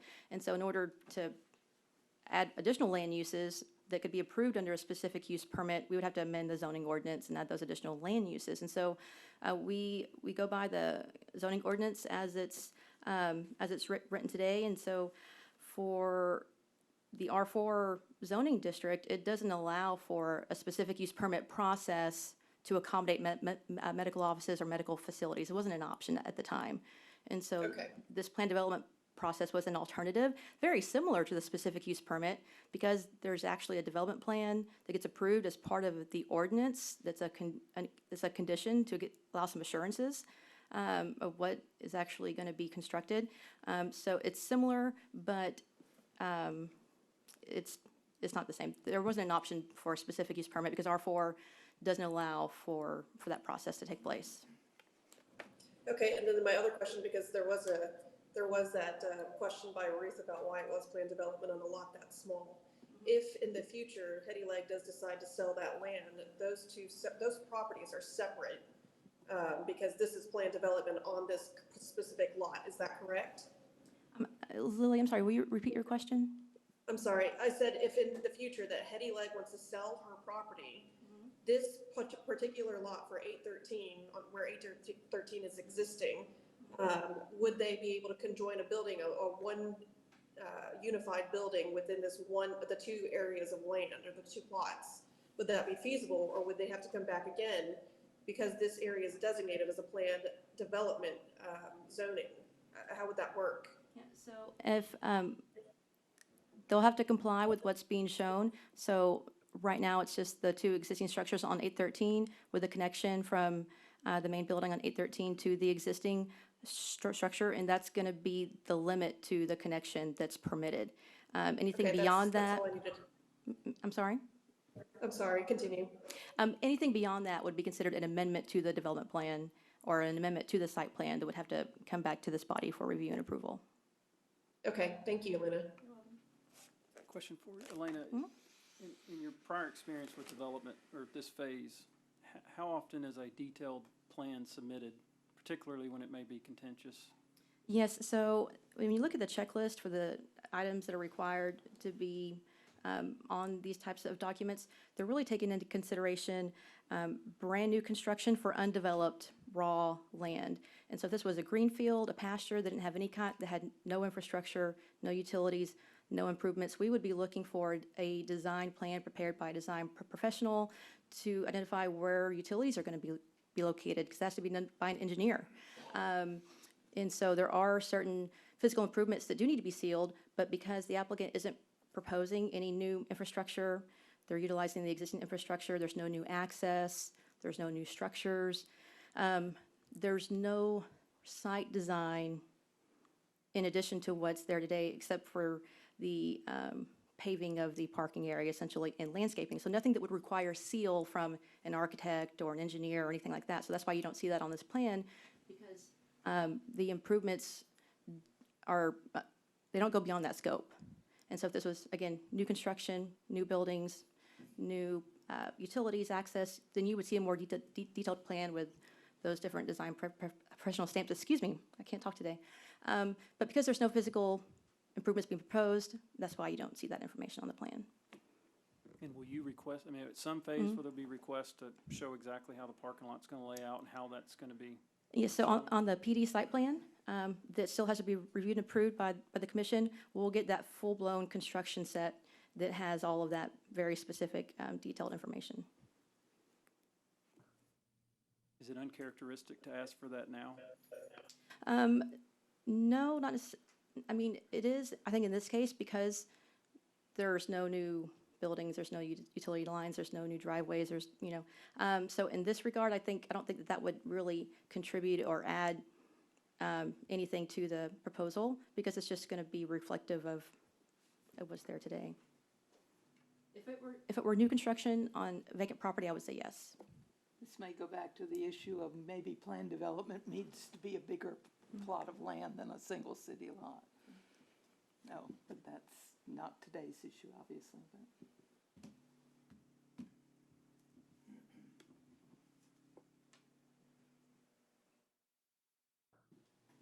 Oh, and I did want to clarify one of the statements made by Mr. Mall. So at a meeting that we had last week, when we were talking about the permitting process, and I did make a statement that if the property were rezoned to straight medical as initially requested, then the permitting process would just be an administrative approval.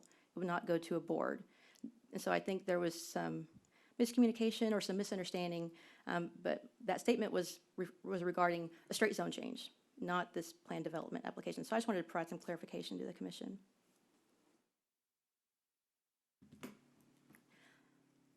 And I do believe the applicant, after the public hearing, would like an opportunity to address the commission before discussion and deliberation. Okay. Okay. Thank you. Thank you for clarifying this. Any other public comment for the public hearing? And please state your name before your comments. Thank you. I'm Brenna Johnson. I'm an occupational therapist, pediatrics for 26 years here in Nacogdoches. I do work at Petty Legs part-time. And I would say during the last 7 years I've been there, I know they've more than doubled their therapists, and they've been extremely creative in where to put us all. And I don't feel that they're trying to be sneaky about anything. I know if they could have used the building that was there, they definitely would have, and not torn down the historical building.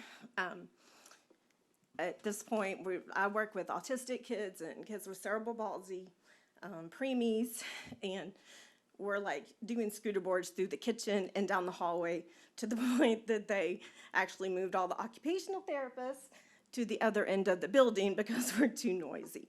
And so when they were talking about the gym, it's not necessarily like a gymnasium for games.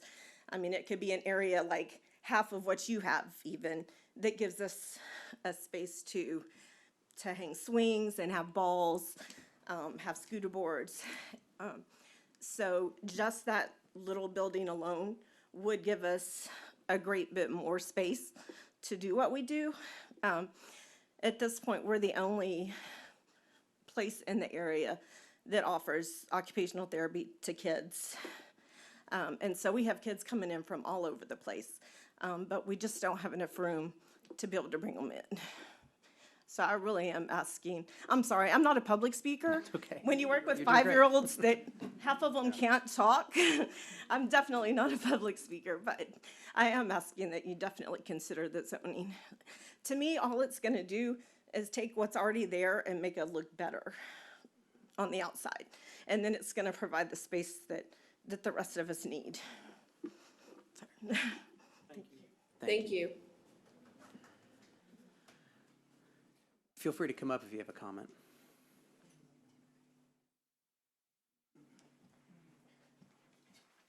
Hello, my name is Tina Grimes. I currently own Stepping Stones Early Learning Center.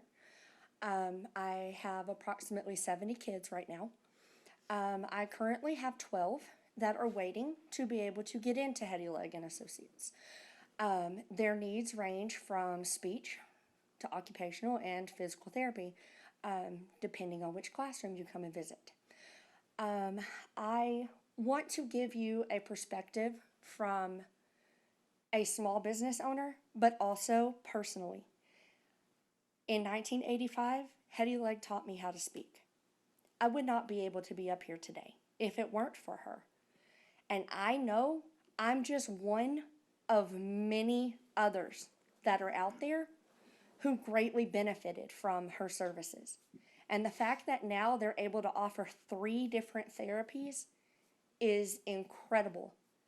And if you don't rezone this so that they can expand, you're not hurting Brad Mall, you're not hurting Hetty Legg, you're not hurting the therapist, you're hurting the children. There are hundreds of children every day being seen right now. And they're having to go step over each other in hallways. They don't even have enough offices right now, but the need is so great that they provide the care anyway. And if you don't pass this, you're letting down hundreds of more kids per day on top of the hundreds that they already see. So I really beg you to please look at this and consider this for kids, not for fighting adults, kids who need it. Thank you. Can I speak one more time? Just 30 more minutes. Sure. 50 feet north of that building is a sea of medical offices and parking spaces that would love to see children helped. It's called the medical district.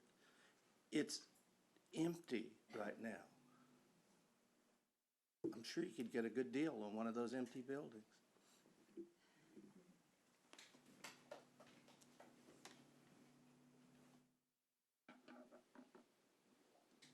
Any other? Yes, sir. David Miller, Robin Miller's husband. The building helps the community more than it hurts the community. This deal with Mr. Mall, he bought his property after we were already there. So there's less than 100 feet between 817 and Mr. Mall's property. If he were that concerned about it, he should have checked that out then. The reason for the change, instead of just doing medical and leaving it at that, is we were trying to be kind to our neighbors and try to adjust this. And I understand there were several questions about planning and zoning and the way it's worded in the city. Miss Elena told us that we might could do this to help our neighbors. We all that are involved felt like it would go through as medical already. So it needs to be done. The money rolls over and over. We hire people from out of town that come here and make Nacogdoches their home. We help children that live here and live here as adults. So it needs to be done. Thank y'all. Thank you.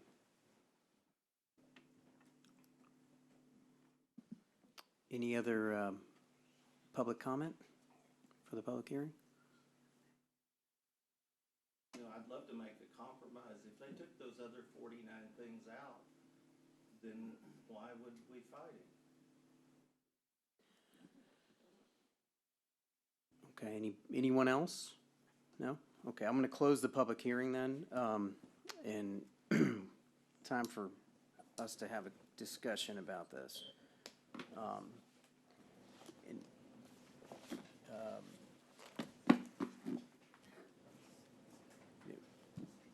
I would say the first thing that I would note is that I do want to commend the applicant for going back and pulling their application and trying to find a compromise here. I think that's always better when we try to meet in the middle on these situations. So thank you very much for doing that and for your willingness to do that. Secondly, I know this is, as we discussed, kind of the initial stages of a plan development as far as the development plan. And so I know there are some other steps that need to be taken, but I do feel encouraged that, number one, even though the other uses haven't been eliminated completely from the application, the footprint of the buildings cannot change. And given where they're located, I'm not sure what else you could do with those buildings practically that would really, to me, as an observer, is looking at this as a site plan that could be developed, what else you really could do with it. You could not have a drive-through there. You could not, and I think that's one of the uses that was eliminated anyway. But I don't see any use other than using it for what it's currently being or planned to be used for. And I do think it's encouraging to me that if there were going to be any other further uses, they got to come back for another application. So it prevents the neighborhood from being, I think, blindsided by saying, hey, we're going to do one thing and then we're going to end up doing something completely different. So those are a few thoughts I have on it.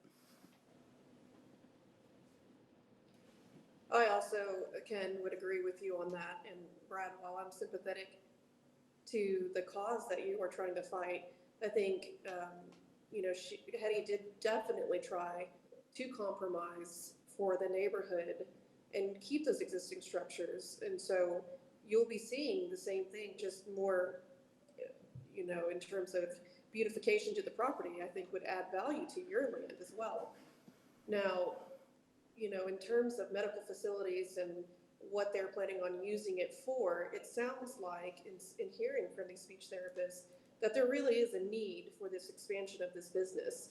And while Hetty Legg has owned and operated her building in the current facility right now, it is her land to expand, and she is trying her best to compromise.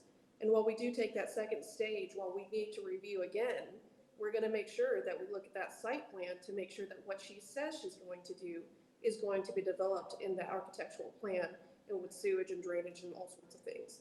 Currently, you're looking at an empty parking lot, and that highlighted space is going to remain a parking lot.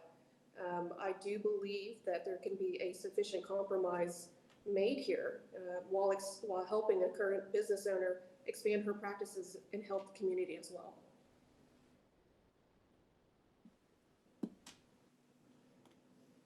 Thank you, Lon. Any other comments? This is a very sensitive one. For one, Ms. Legg and the associates, there's no question what they're doing, and all the folks there are doing incredible things. I think you have to separate the two here for a moment. It seems that with this much pushback, and generally this is just a process we go through, but with this much pushback that we would have a better laid out plan of exactly what they're going to do to hopefully mitigate the challenges. I don't think it's stop at the end of the day, but maybe it brings some comfort. I've lived in some communities, and this is my hometown, but I've lived in some communities that you couldn't do anything without submitting a very detailed plan to help bring visibility to all that you're going to do. So with that, I differ a little bit in my colleagues here in opinion, but thank you. Well, and of course, obviously she doesn't want to move, but there are plenty of places in town where she could move that business that everybody'd be thrilled to have her. So I don't know that we're not saying that she can't do this anywhere, because she can. But I agree with Mr. Conklin. I think maybe given the idea that we need to follow the rules, and the rule says she's supposed to have all of these various plans, she needs to have them. If for no other reason than to make the neighborhood feel more comfortable. Because moving commercial zoning into that historic old neighborhood is going to be an issue no matter what you do. So if you're going to allow it, you at least need to have a firm plan of how that's going to happen. May I say one more thing? Sorry, we cannot at this point. And if I may just address the commission very quickly. So as far as the level of detail, the additional level of detail that would be provided versus what's being shown today, really, I think the only distinction would be striping of the parking area, because there's no additional driveways being proposed. There's no additional structure. So as far as the additional level of information to provide some assurances, really we're talking about the actual species of the trees being called out, and then the striping of the parking area. That's the only really additional level of detail that's missing from the plan, just again because it's existing and there's no additional structures. But yes, Yeah, that's it. I what would you understand. guys like to see? What would you rather be seeing here?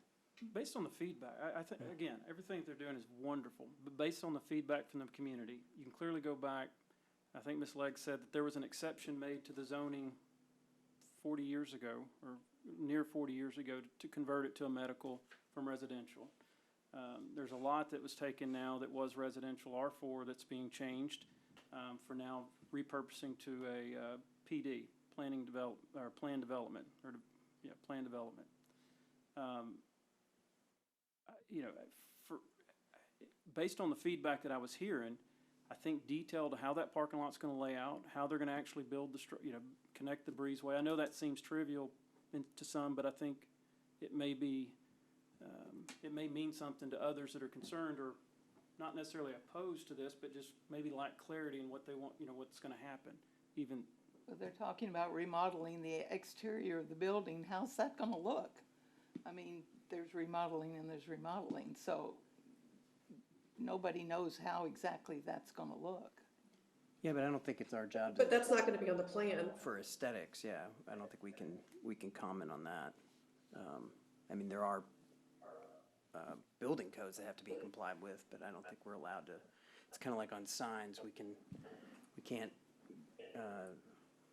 go after content, we can only go after size and other, well, we're gonna get into that in a minute. So we'll get to the signs in a second. Just to clarify on the comment regarding the exterior, so a lot of cities, previous to the one of the more recent legislative sessions, they were actually permitted to regulate aesthetics and building materials, just of general commercial development.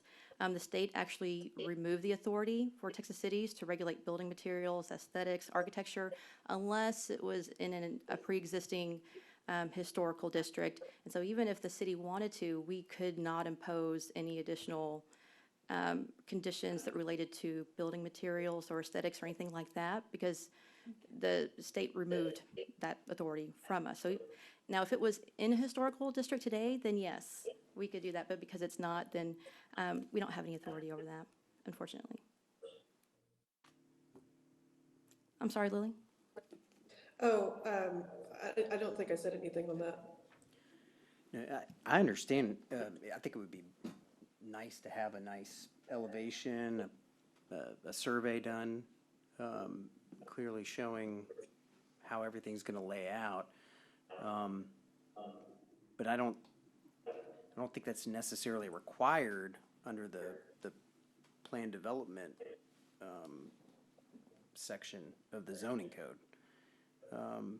At this point, I think it is required before there's a final approval, but not at this point. Right. But, we do have the ability to place conditions, I know that, on plan development. It's like a special use permit. We can put conditions on an approval.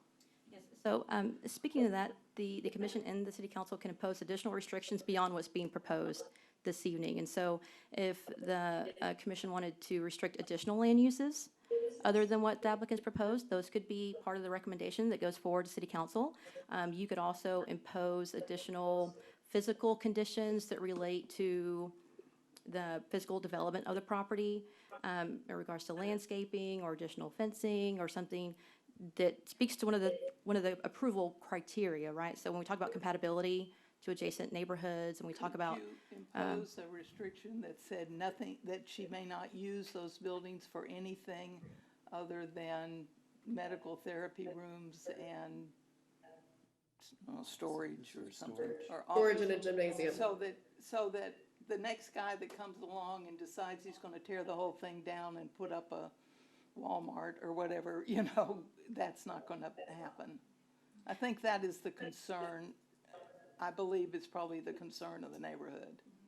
Yes, so the commission could recommend a condition that all uses be limited to occupational therapy and those auxiliary uses associated with that. And we would take that forward to city council, and that would be the recommendation from the Planning and Zoning Commission. Approval with the following conditions. We would outline what those were. Now, as far as tearing down those structures and building something different, that's already a limit and condition that's been imposed. So we don't need to add any additional limits or conditions there. I think it would be for the But what land. she can actually use those buildings for. For the occupancy, yes, ma'am. We could pull out the land use, where to go. We did include a medical district fact sheet in your packet that listed all those different land uses that are permitted by right under the medical district. So do we need to go through those line by line now? It's at the commission's discretion. That's your prerogative. Maybe we can do that as a blanket.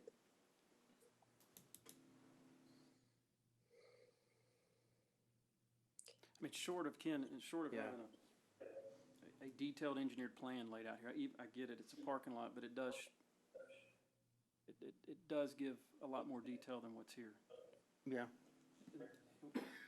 They need to expand.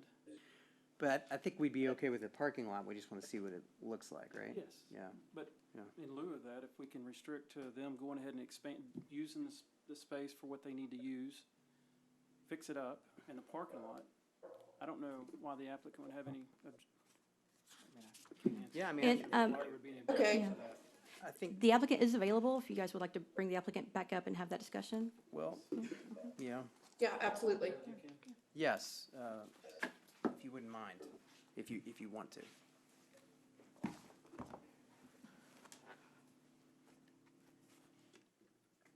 Okay, what's the question? Would that be a hardship on you to restrict the use of those buildings to therapy rooms and/or storage? It would decrease the monetary value of our property, yes, and we think that that's an unusual restriction.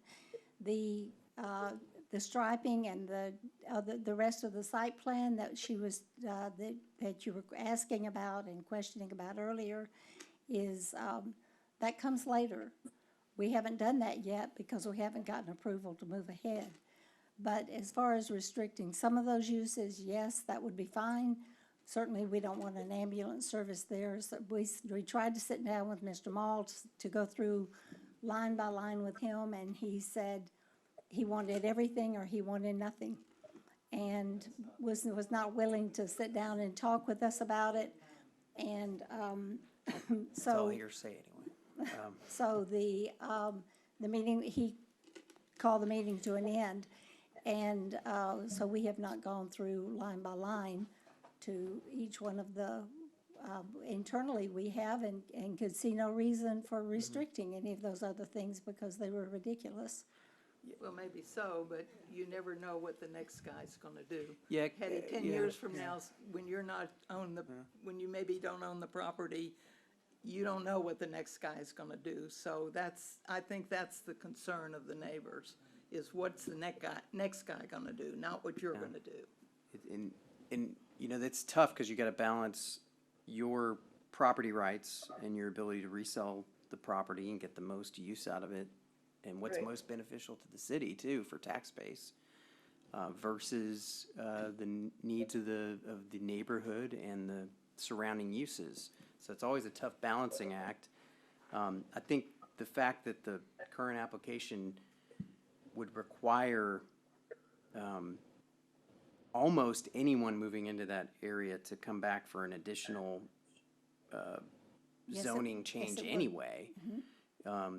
Probably, we're probably splitting hairs when it comes down to what uses we restrict or don't restrict, because if I'm coming in to buy that property, I probably want to build something new there, if I have a commercial use in mind. And so, since I can't, I'm sure there's something you could do in the current footprint of those buildings other than what you're going to be doing, but I don't know what that would be. And so I think having the uses restricted probably doesn't impact the value as much, since no one could do anything there without getting a new zoning change to redevelop the property anyway. But to take away everything, I think would be too restrictive. I think that you could have a small florist, perhaps a catering service, perhaps that wouldn't require a lot of foot traffic, that wouldn't require a lot of traffic coming in and out. But, excuse me, if you restrict it from IT use, for example, a small IT office. I know of a lot of people who do a lot of small businesses around town who are always looking for a small place to work out of. I don't know, that's not our plan. If it were our plan, we would have said so. We've told you what our plan is, but we can't predict any more than anyone else can which businesses are going to be viable next year and which ones are not. And we need to make money on that property, no matter which way it goes, because we have to pay taxes on it and pay for the parking lot and the maintenance of the fence and, these other things. The reason why the plan said we plan to do these things is because at this stage, we've not been given permission to do any of them. And, when the site plan comes forth, we are working with an architect now to get something, or a surveyor now to get some ideas about drainage and things like that. But we don't have those answers yet. But as far as the use of the buildings, we don't want to restrict ourselves, quite frankly, from allowing other small businesses to be able to come in if we don't have the use for it anymore. If Medicaid should fall, which heaven help us, I think we'd all be out in the streets, but excuse me, if if the social services should fail, then we're going to need a way of using those buildings in a way that is not disruptive to the neighborhood, but that can help to pay the property tax. And you could always go back here and put a 20-unit apartment complex if you wanted to, I guess. Not R4, with right? the rented, if it's R4, yes, sir, we can. Yeah. Yes, sir, we're aware of that. If it's R4, if we leave it Well, R4. parking might be a problem, but yeah. Parking might be a Otherwise. problem, but I'm sure it's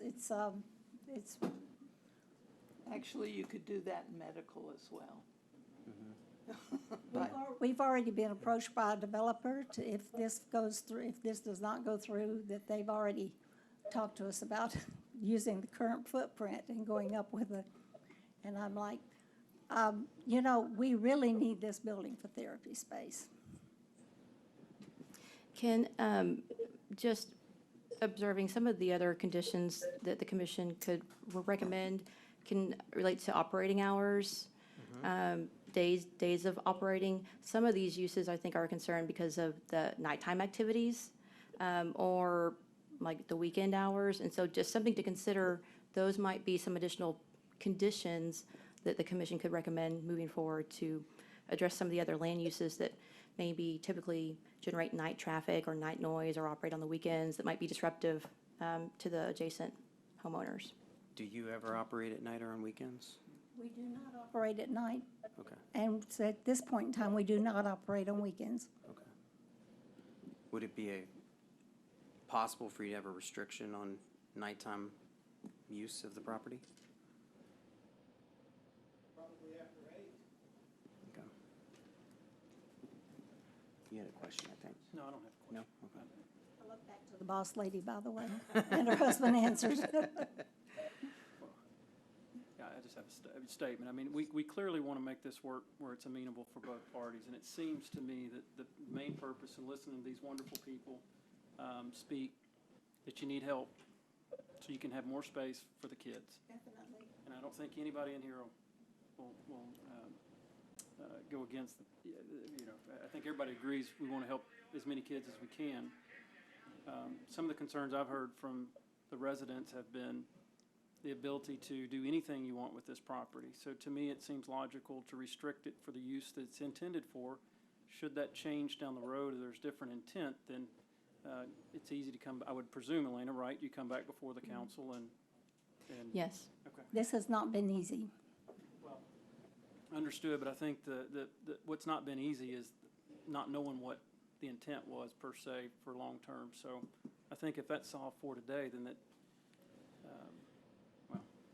Oh, by the way, this is not in the historic district. It has been stated 2 or 3 times that it is. It is not. It never was. Neither one of these, and nor the property next door. It starts on the other side of Houston Street, as I think y'all are probably all aware. Yeah, and I do think, and I want to be careful if we do have a restriction on conditions, we want to make sure that, or on uses as a condition of approval, want to make sure that we are not cutting too many out. Because some of these may be ancillary to what you're doing, but not, I mean, clearly, some I think can be eliminated out of course, but,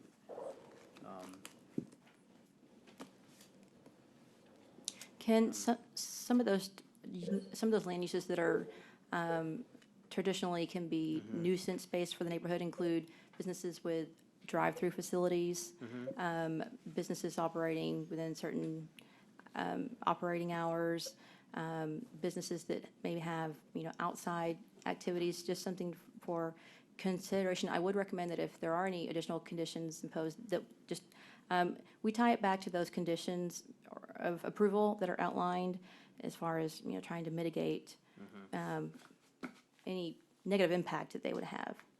So those uses that are more intense than traditional a medical office or therapy services or something like that. well, and I think what I'm hearing from, and you can correct me if I'm wrong, but from my fellow commissioners, is one of the issues is this started as a residential property. It was purchased as a residential property. Now we're looking to convert it over, and it is on the border between a residential area, zoning area, and a medical district. So whereas if this were maybe in a different location, maybe we'd be a little bit more open to just a free rezoning of it. But because it is right on the border, and that's one of the issues I have with it, is we don't want to open up the uses too greatly. We want it to be predictable, and then if there are going to be future uses that aren't what we contemplate today, then we want the owner, whether it's you or somebody in the future, to come back and ask for a new approval of that. Because who knows, the neighborhood may be completely changed at that point. We may all be gone, or it may be in the same situation it is now. And so I think that's what I'm hearing, that I think makes a lot of sense as far as conditions are to try to restrict the uses, so it's not, so it's very predictable for the neighborhood. And it doesn't really, I think, overly, in my opinion, if we restrict it to what you're already doing, it keeps status quo essentially within the neighborhood.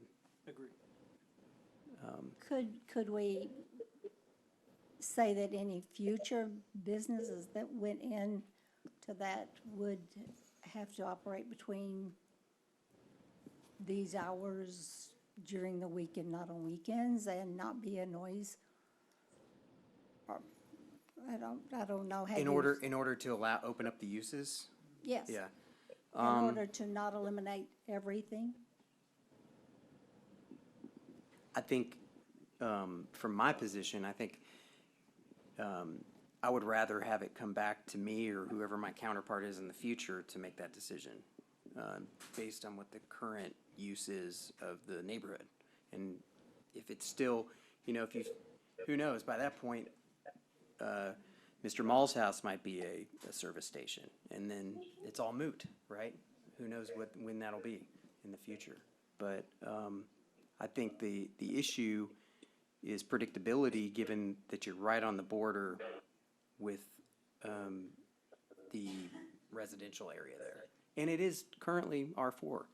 I understand that. So I think there is, but I'm very sensitive to the fact that you own it and you want to make sure that you can use it profitably in the future. And I would hope that a future city council, a future board of planning and zoning would take that seriously if it came to the point where your business had relocated and somebody else is looking to develop this, and you know, for the benefit of the city, we would need to modify that zoning. I would hope that would happen, but that, I think, is a decision best left to the future when the situation's better known. Because if we do a blanket, no condition plan development, then there are really very few restrictions on what can be done there. And that, I understand those lack of conditions is troubling, so. I would agree with you, Ken, on that. And you know, and I think you should know that now before you decide to move ahead with a site plan and spend money determining whether or not you can use that under those types of conditions or not. I think that is important for you to know that that's a concern, because, you know, we could pass it as is and it could go to city council and they could make the same decision we're debating right now. It's always possible, so. Yeah, there's gonna be 2 more layers of approval and when we get there. And I, you know, and in full agreement with you as a business owner, Hetty, and the landowner, to not restrict yourself too much, because you do own that property.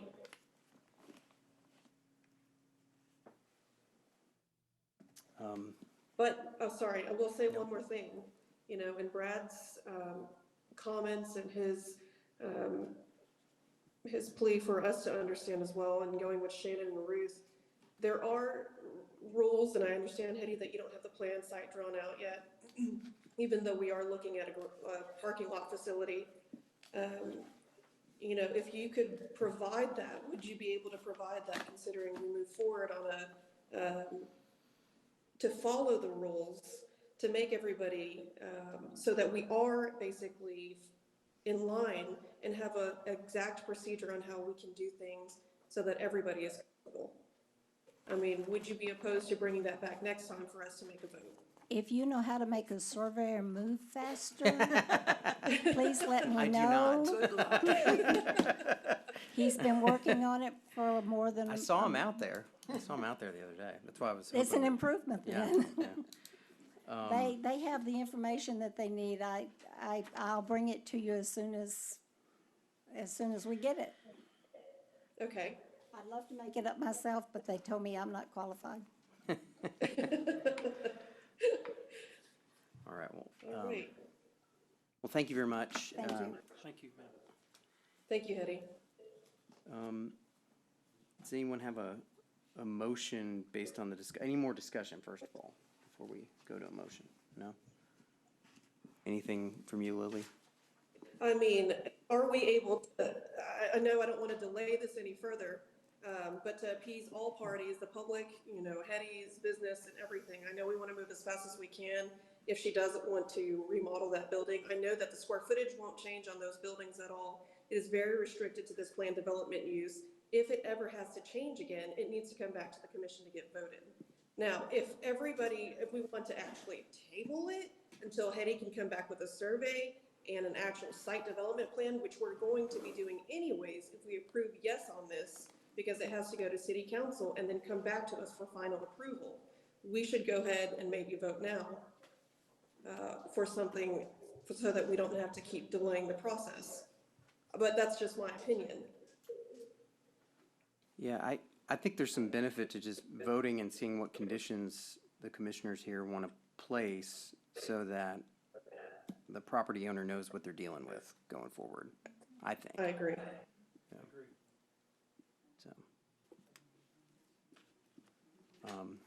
So that being said, I'll entertain a motion if anyone wants to make one. Well, just like I said, we're gonna go through this again, and she's gonna have to bring a development plan anyways for us to say yes. So restriction-wise, do we have to make that right now before we actually develop that site plan?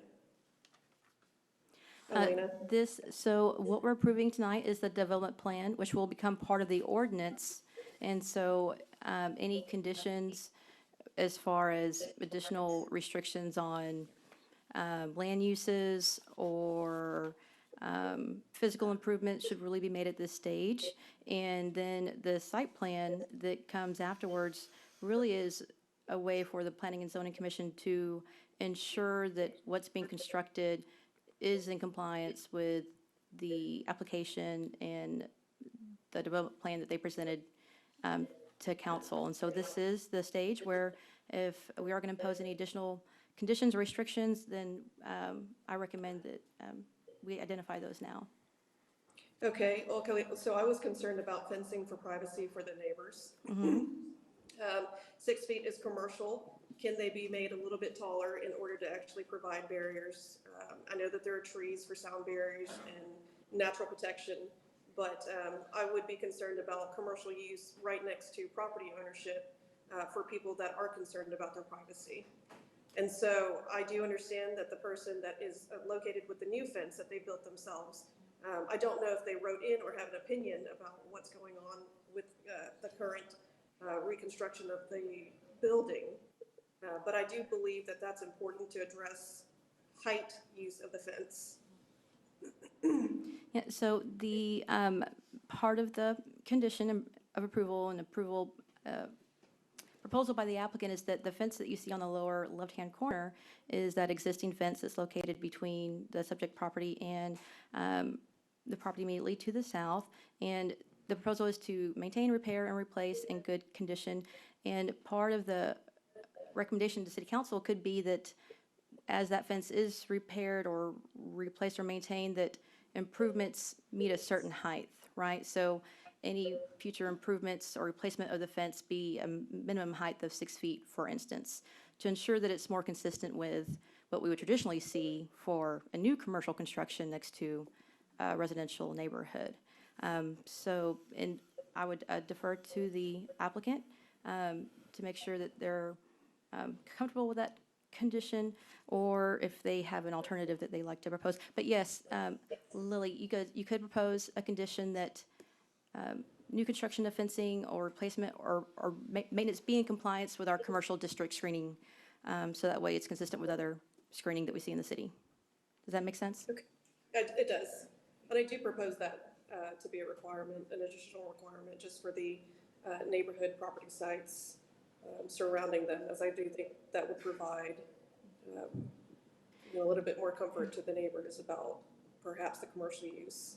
And so specifically the fence that we're talking about, so if you see the yellow lines, the yellow line on the south side of the subject property, that's the one that's shared between Hetty Legg and Mr. Mall's property. And then to the north, they've constructed fencing. Now, the fence on 817 is not included in this PD application.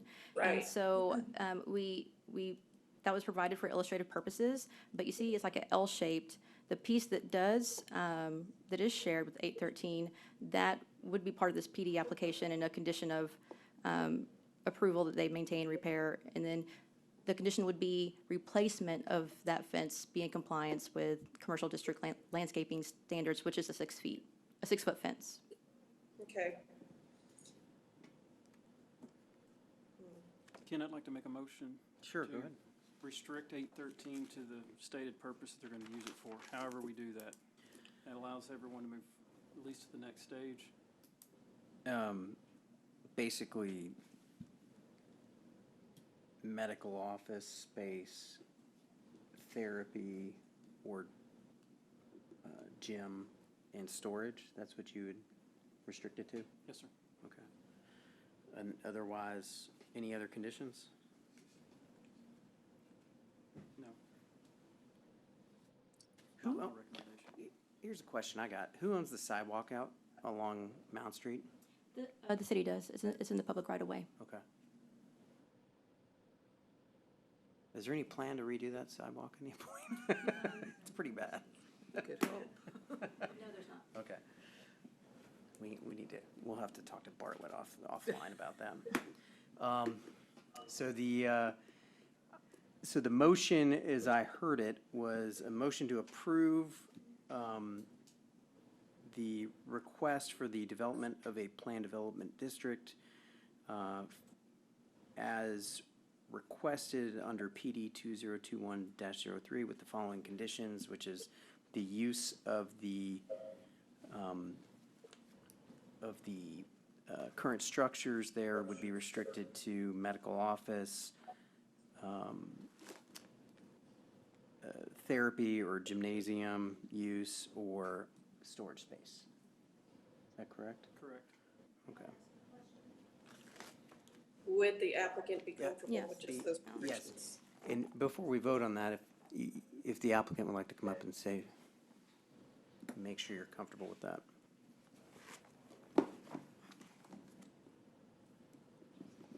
Well, there's more than just me and the applicant, so we would have to discuss whether we're comfortable with that or not. Would that exclude use as it is, was in the past as rental space? You mean for residential? Residential.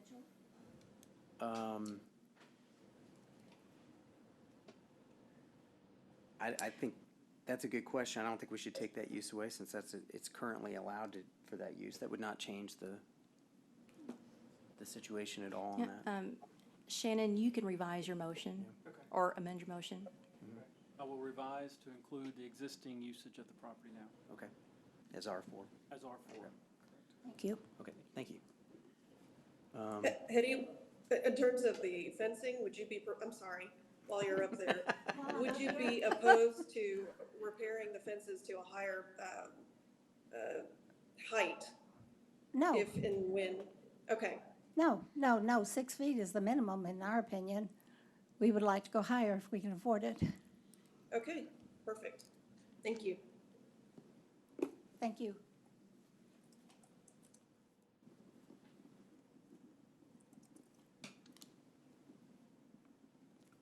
Do we want to add Okay. anything with screening on the motion? No? Okay.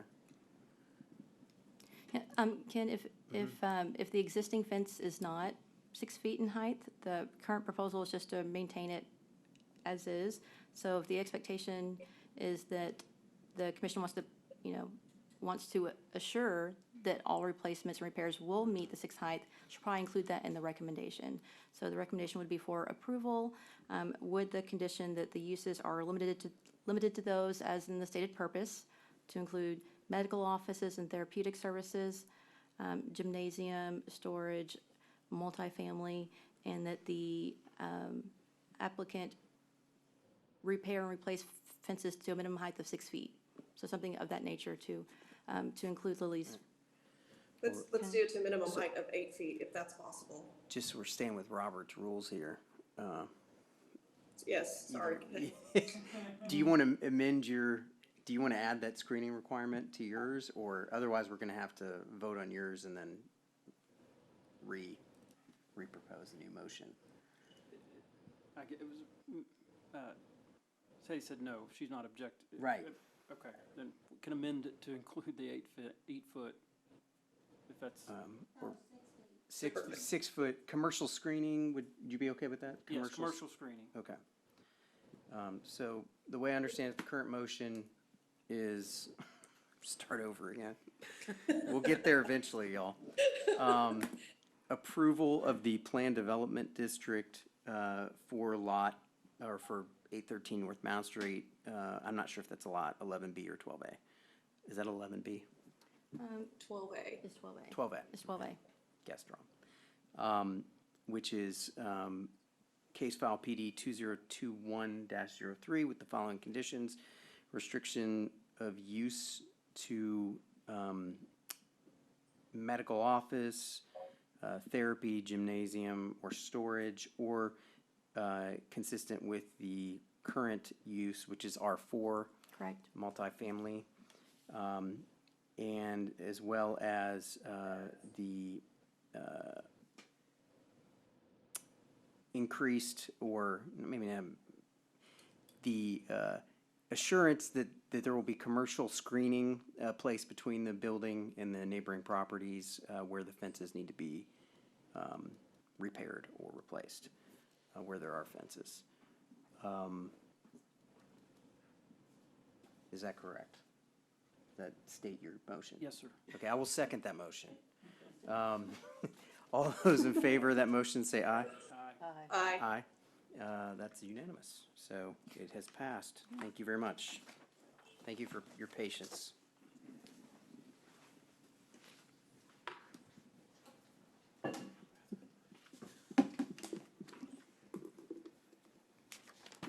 Would you mind if we took a 5-minute bathroom break? Yeah, we can recess for Yes. 5 to 10 minutes. All right, we're going to take a 5-minute break. We'll be back at 7:05. Thank you. Hey, thank you.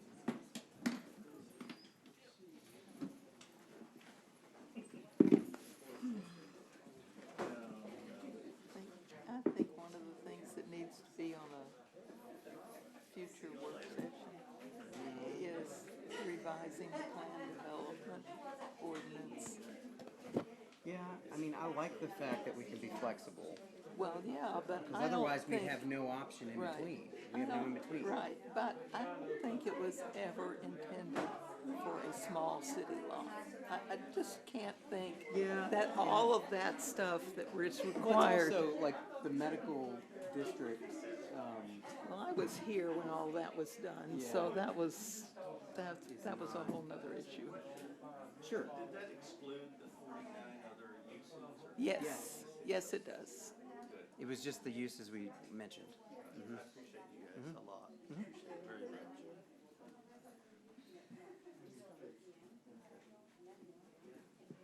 Yeah, it's tough. And of course, when you own property, as you well know, nobody guarantees you a profit.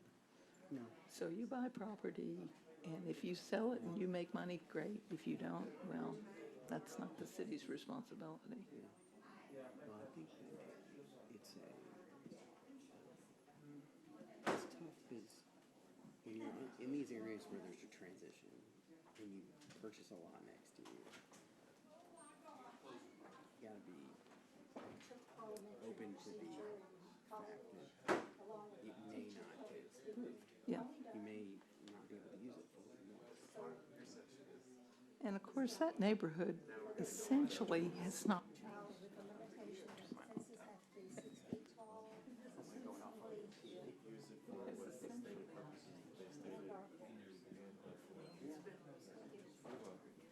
Yeah, I know the house is bad.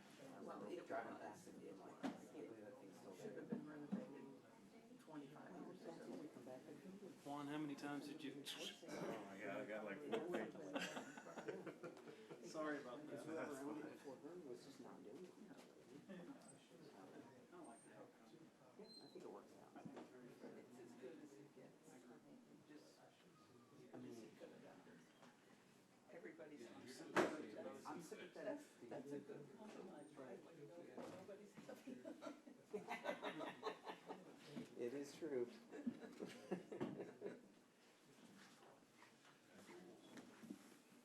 You guys need water or anything? Do you have Thank one? you. There's in this back room. Oh, I'll get one. That's fine. Thank you for the patience in educating us. Oh, no, you're fine. We should propose, ask them to limit more uses. But, in the end, it's not our application, you know, so. Well, you know, Drinking Jimmy we have Mize. to be harmonious with gotta figure out what the best solution is. This seems, she said either everybody was happy or both were mad, but. Do you want a cold one or you get? You know, I'll take one. Well, and whenever, and we actually have an item about PD site plan approvals that we'll do, but we talk about like the additional level of detail, you know, showing adjacent lane uses, showing where parking is to be shown, you know, all that stuff essentially is shown. Yeah, there's some staff discretion in determining like, do you need an engineer to seal that?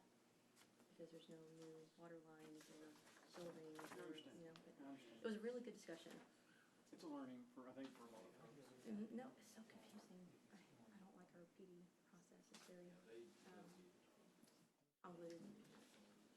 Well, the, I'm not aware of any like, are there any other cities that have any in-between for a situation like this? No, all cities that I've worked at, you had the concept plan that city council approved, and it was much more detailed than what we require, right, and then staff approved your construction plans. and that was it, but That it was was it. it was a two-step process.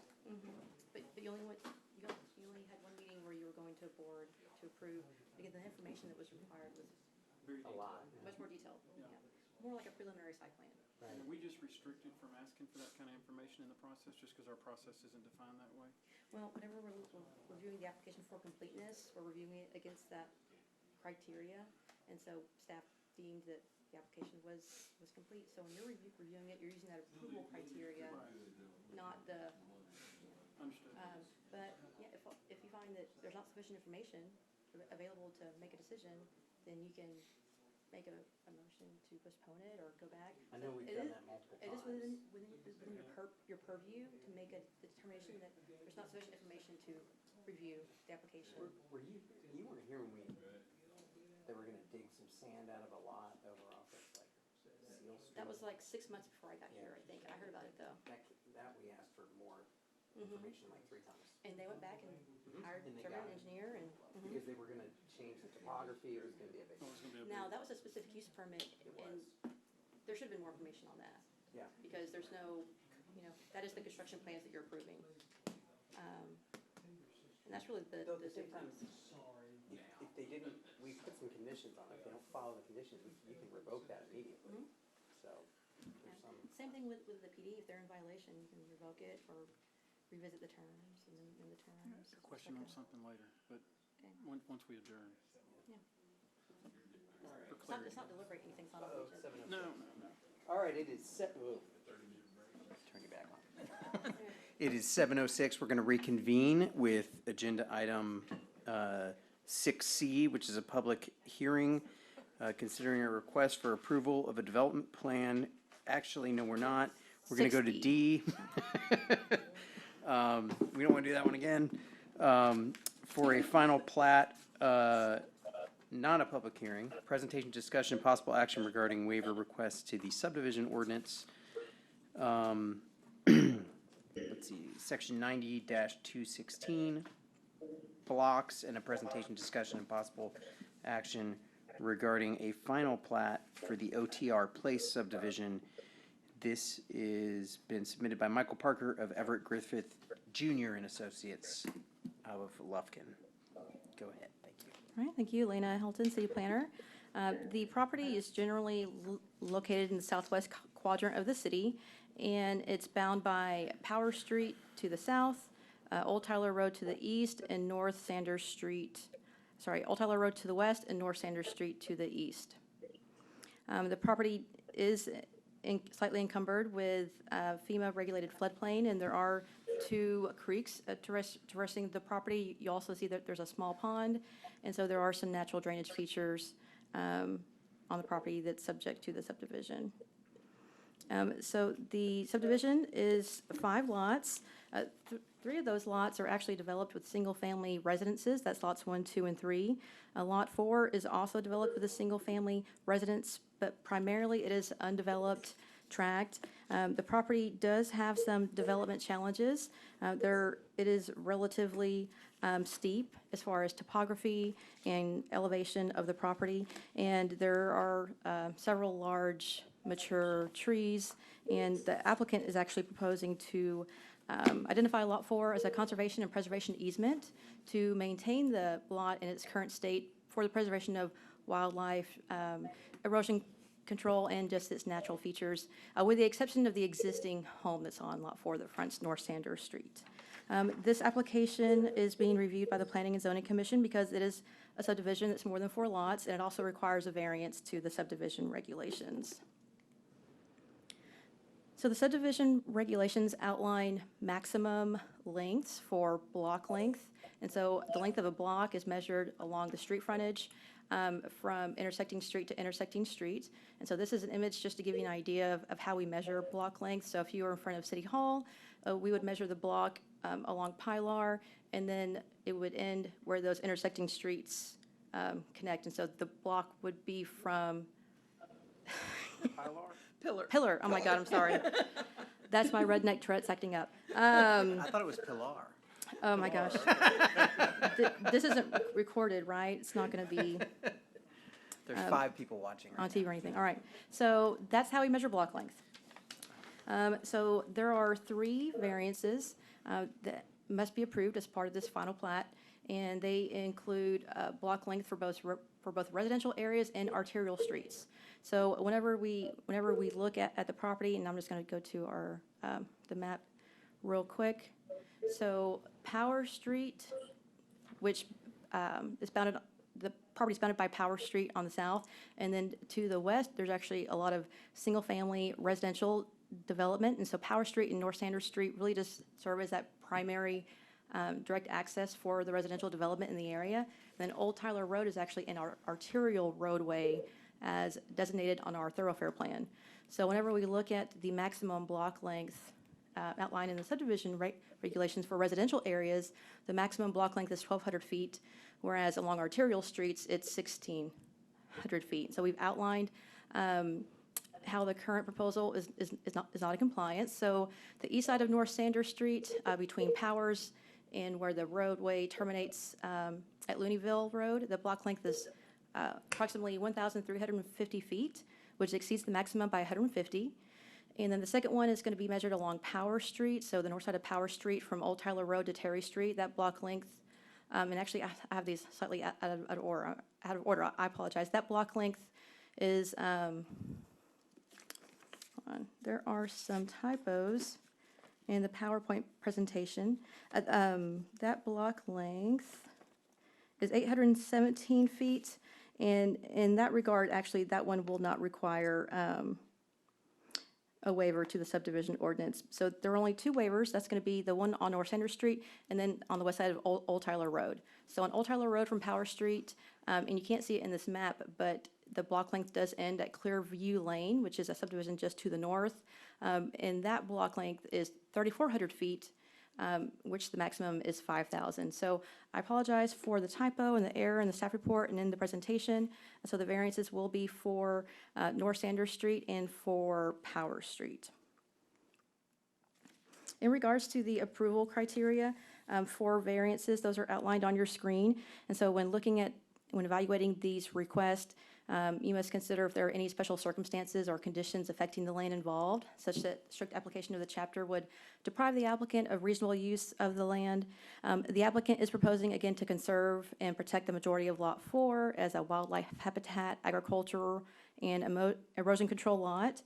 Because of the steep terrain and topography, that is very difficult to develop. And so by requiring that property to be broken up by a public street would be an encumbrance to the property owner to extend public infrastructure for an area that very likely will be difficult to develop.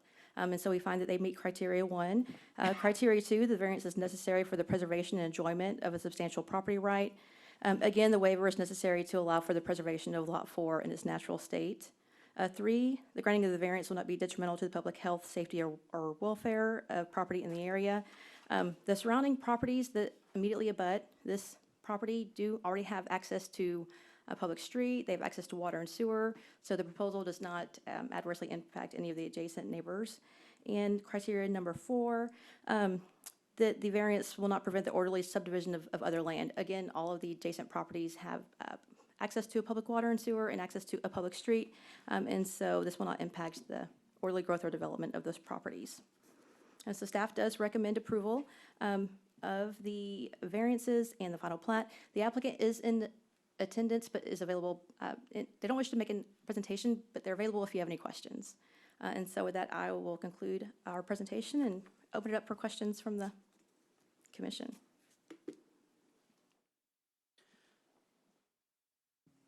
So practically, the only thing different here is that Lot 5 is getting sectioned off. I mean, I guess the other 3 lots are developed, so even though they're going to be surveyed separately.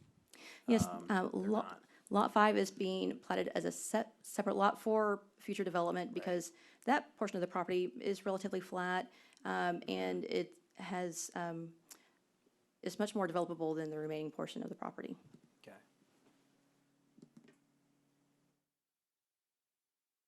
And again, I apologize for the typo and misinformation in the staff report. So we are just looking for approval of the final plat with approval of the variances to block length for North Sanders Street and Power Street.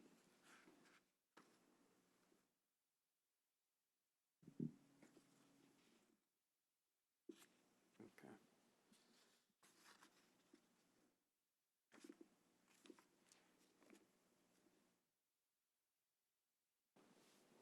So this is a situation where the block length really looks irrelevant, almost. Yeah, the purpose of block length is to provide adequate street access and circulation so that you don't have all of your traffic being funneled onto just a few major streets. But in this regard, the majority of the property is actually being preserved in its natural state. It's not going to be developed.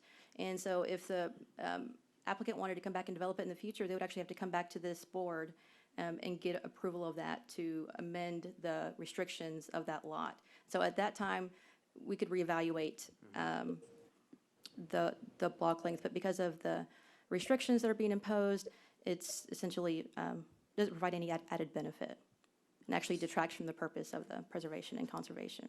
I commend him for wanting to conserve the land, that's good. All right. Leave green area. Yeah, I don't have any questions for you or for the applicant myself. Anybody have any questions for the applicant? I don't. Lily, you have any questions for the applicant? Elena, you said that the land wouldn't be developed and it's because of basic topography, correct? It's too steep to develop on?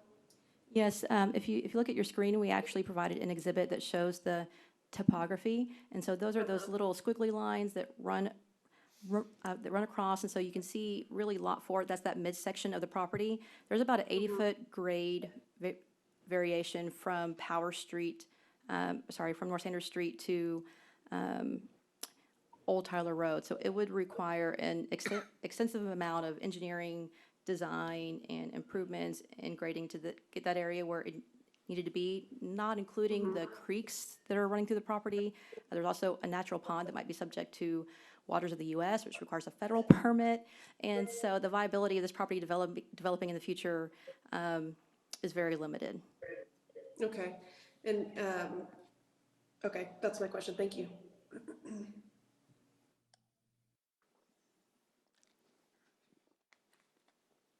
All right.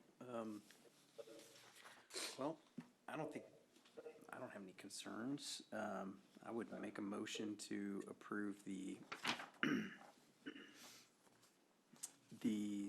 final plat for the OTR Place subdivision as presented, including the waivers that are embedded in that for the blocks portions of the subdivision ordinance, section 90-216. A second. All right, all those any discussion first of all? Oh. All those in favor say aye. Aye. Aye.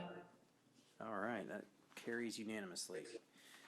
Moving on to 6E, sign variance. Consider a variance to the sign ordinance for the addition of an electronic message center to a non-conforming off-premise freestanding sign for property located at 1421 North University Drive. This request has been submitted by Dan Noyes? Noyes? You got it. Noyes? Okay. Of Lamar Advertising. It's case file SVO 2021-03. Thank you. The applicant is requesting to add a new electronic message center to the north face of, again, that existing legal nonconforming off-premise freestanding sign located at 1421 North University Drive. The applicant has submitted some renderings to illustrate the current location and physical character of the sign. Again, this is currently an off-premise double billboard located just off North University Drive, and the owner wants to replace the north face of the sign with the electronic message board, leaving the south side as it is today. And so some of the pertinent ordinance sections that would apply to this include Section 78-1 of the sign ordinance. This section actually restricts off-premise signs, and so they aren't permitted in the city at all. And so an off-premise sign is a sign advertising a business other than the property that the sign is located on.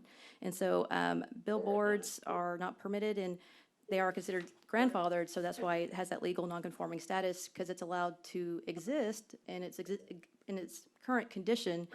But if it were to be moved or altered, especially in the way that they're proposing today, again, that kind of negates the nonconformity of it and requires a variance from the Planning and Zoning Commission. And so, actually, that's 78-46, which is the prohibition of off-premise signs.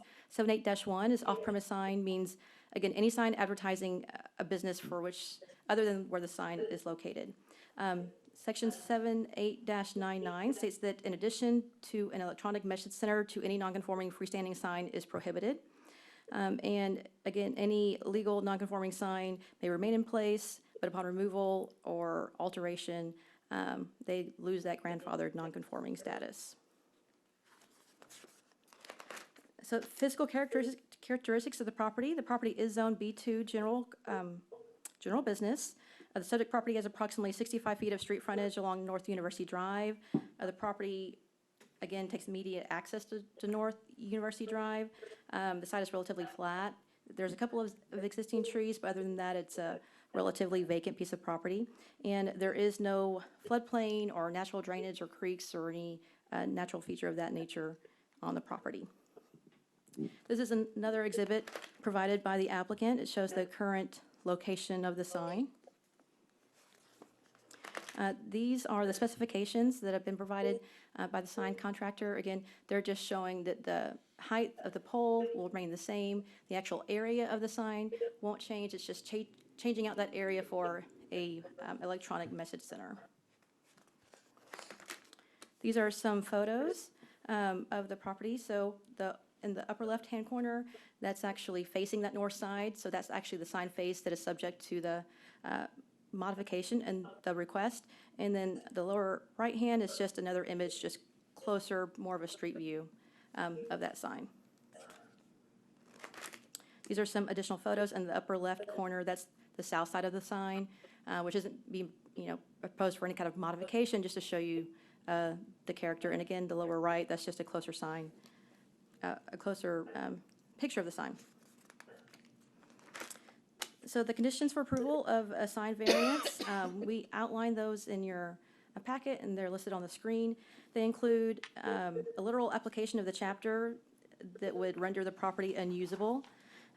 We find that the sign variance, even if it were denied, the property could still be used as a legal nonconforming sign. So denial of the variance won't change the legal nonconforming status. The sign will still be grandfathered, and they'll still be able to use and operate the sign as it's currently constructed. Criteria number 2, the granting of the requested variance would not be materially detrimental to the property owners in the vicinity. So as far as detrimental, the proposal may not be immediately materially detrimental to the immediate properties, but in general, electronic message boards, especially on large billboard signs, have been identified as a nuisance as far as creating distraction for drivers, detracting from the aesthetics of adjacent properties and just the area in general, which is one of the reasons why they've been removed from the list of allowed signs. So while it doesn't necessarily have a material detrimental effect, it does have negative impact in general and to those properties in the immediate vicinity. Criteria number 3, any hardship is not in any way the result of the applicant's own action or the result of a self-created or personal hardship or for financial reasons alone. And so, again, when we talk about hardship, usually there's some sort of physical, unique circumstance. It could include steep topography, it could include a strange configuration or dimensions of the property, or some sort of natural feature. Staff doesn't find that there are any kind of hardships or unique circumstances applicable to the property. And number 4, the granting of the variance would not be contrary to the general objectives of the chapter or to the signed ordinance. And so the general objectives of the signed ordinance include balancing the rights of individuals to convey messages through signs and the right of the public to be protected from potential harm. B is promoting the health, safety, welfare, and convenience and enjoyment of the public. C is protecting the public from damage or injury caused or attributable to distractions or distractions caused by improperly designed or located signs. Protecting and promoting property values. Promoting community environmental setting and appearance, especially where scenic beauty is important, and to support the objectives of the individual zoning districts. And so staff finds that the request isn't contrary to the criteria, specifically when we talk about promoting community appearance and scenic beauty, and when we talk about providing opportunities for distractions from improperly located signs. And so with that, staff is recommending denial of the request, and the applicant is in attendance if the commission has any questions. And this is not a public hearing, so we don't have to have any kind of public comment at this. I'm not sure that we have anyone in attendance, but. Yes. Dan's here. I believe the applicant would like to address the commission, yes. I do have a question. Is there any data showing that these types of signs do increase accidents or are dangerous in any way? Because I know we've had one on North Street for a while, for at least a couple of years. I think for signs that had, where the copy changed very quickly and were really bright, those were actually creating dangerous circumstances. So our zoning ordinance actually has provisions that limit how quickly that copy can change. So how many seconds that copy has to remain before it changes to something else. And there's also restrictions on brightness. And so this would be subject to those provisions. Really, I think the main issue for a lot of communities is the aesthetics and preserving their commercial corridors and trying to maintain a certain character. And so the emphasis for this application, I think, is really on the aesthetics and character and the property values versus a real and present threat or danger, because it will still be subject to the city's provisions for how quickly the sign can change and level of brightness and things of that nature. One other question. Is it typical for a city of our size to have a sign ordinance that basically outlaws billboards? Because I was not aware that that was how the sign ordinance read until I saw this application. Most Texas cities prohibit off-premise sign. So a sign advertising something other than what it's located on. And a billboard by its very nature. Right. Yeah. So every community that I've worked in and other communities that I'm familiar with, especially in Texas, that have prohibited billboards in general. Now. So everything's been grandfathered in, essentially. Correct. Does that create a monopoly problem with companies like Lamar than having a monopoly of all the billboards? Because you can't make a new one. So there's no. Well, has there been anyone complaining about that? not that I'm aware of. Okay. It's interesting, because if I wanted to start a billboard advertising company, I just couldn't do it in town, which is interesting. I didn't realize that. And there are several billboards in town, more so than you think, but Yeah, I don't know of any of them that currently have electronic message copy. There actually, I think The one on North Street by yes, the Chipotle? yes, which that was actually done without a permit, and so we're not sure exactly when that improvement was made, but it wasn't something that was approved by the city. 3 or 4 years ago? Is that right? We, Oh, go ahead, Lily. sorry, we have 2 current digital billboards, correct, Elena? There's one on North Street and there's one that's on by the North Street hospital. and Stallings, is that correct? Okay, Yeah, I don't know when that one was put in. yeah, I'm not sure either. Has there been any complaints that you're aware of to the city because of the electronic billboards? Not that I'm aware of. I think the one on North Stalling, it's on the loop, and so it's a different type of traffic pattern, it's a different, the person who's driving, their view and their experience along that thoroughfare is very different from University, maybe even North Street, where it's not as, I don't think it's as noticeable, because the speed limit is much higher, you're traveling at a much faster speed, you don't notice as much of that as you do on a lower, less traffic street. Thank you. Elena, I have a question about billboard leasing. If you know anything about that. The current billboards that are currently on these property sites within the city are currently leased. If they are grandfathered in and those leases expire, are they designated to be removed or do they remain there? I mean, I guess grandfathered means in perpetuity. And so I think that grandfather status applies to the structure. So as long as they keep it in good repair, as long as they don't let it fall into disrepair, then it's continued to be allowed, regardless of if it's actually being used for advertisement. Now, if they allowed that billboard sign to become dilapidated and to an extent to where it would be more costly to repair it versus replace it, well, that would be grounds for removal. But as long as they maintain it in good condition, the city doesn't look at the actual copy or content on those billboard signs. Okay. The other thing I just want to mention, and when we're discussing this, is light pollution. We do need to be cognizant, like there is the variance of actually making restrictions on dimming the amount of lumens, I guess you would say, or call it, within the digital billboard so that it, but something on on University right now, which is pretty, there's not a lot of activity truly in terms of light pollution and things like that. But yes, I would like to make that a consideration in our decision. Yes, most certainly. And if you look at the zoning map and kind of the development pattern, the sign isn't in close proximity to any single-family neighborhoods or existing kind of residential development. It's primarily commercial. And so as far as kind of nuisances, it would be limited to the surrounding commercial businesses and wouldn't necessarily have an impact on Maybe that one residential. the house behind Donut Palace. Now, there are additional restrictions for light pollution adjacent to residential property. So there's the general development standards that limit the amount of lumens that a sign can have, but there's even additional restrictions in proximity to single-family zoning where we don't exceed the light to protrude on that line by so many foot candles. And so we actually have equipment where we can measure that. And so we could actually go out there and determine if it was in violation or not. But I think this particular billboard is actually facing away from that residential area. So, but if it were something that came to the city as a complaint, we would be able to go out and verify and then enforce that. It's good to know. Okay. May I have another.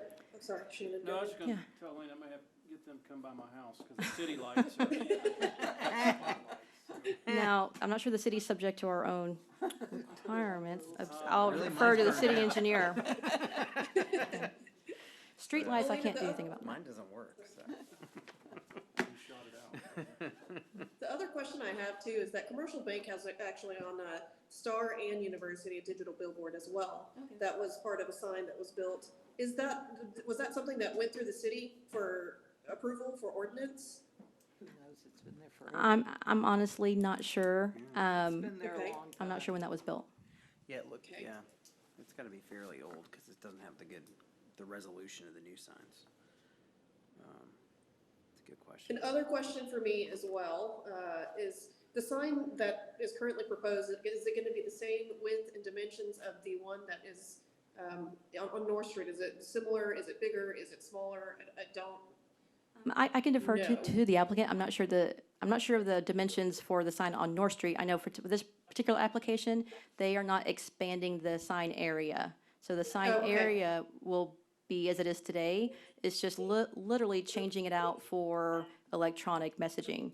But the height will be the same, the area, all of that, the structural elements will not change. Okay. I'm sorry, I keep asking questions here. I do realize this is for a sign company that's going to be making a monetary gain on it. Will and does the city benefit in any way from these types of billboards? No. in terms of revenue? No, because property tax revenue is generated based off physical improvements. So it would be the same. It wouldn't, Okay. yeah. Okay, thank you, Lena. So there would be no increased valuation in even though it may be a $500,000 screen? Well, yes, in regards to that, yes, there's a potential for, yes, that physical improvement to improve the overall. Okay. Part. Yes, you're right, correct. Like if you were to renovate an existing building or something. Yes, thank you, yes, you're correct, yeah. But how does that requires somebody at the appraisal district, or it has to be rendered, I guess, for that to. Yeah, the city, we don't participate in that appraisal process. Yeah. Okay. Okay, thank you, Lena. Well, I guess we should hear from Mr. Noyes. Come on up. Sorry, we should have put you earlier in the agenda. My name is Dan Noyes with Lamar Advertising. I don't think I have any filibusters of any nature prepared for you all.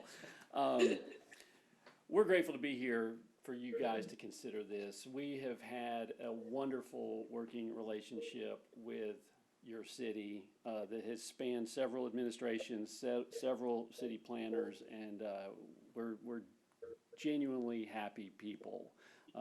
So I wanted to state how important that has been to us. We have been before you before for some variances, some in relationship to digital conversion and some not.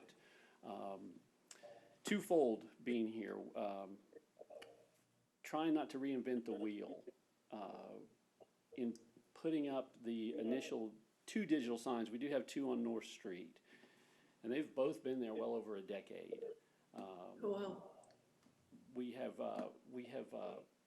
very, very well versed and familiar with the operation of the lighting scenarios. We've actually been into some cities and told them they needed to reduce the amount of light they had allowed emitting from their existing signs.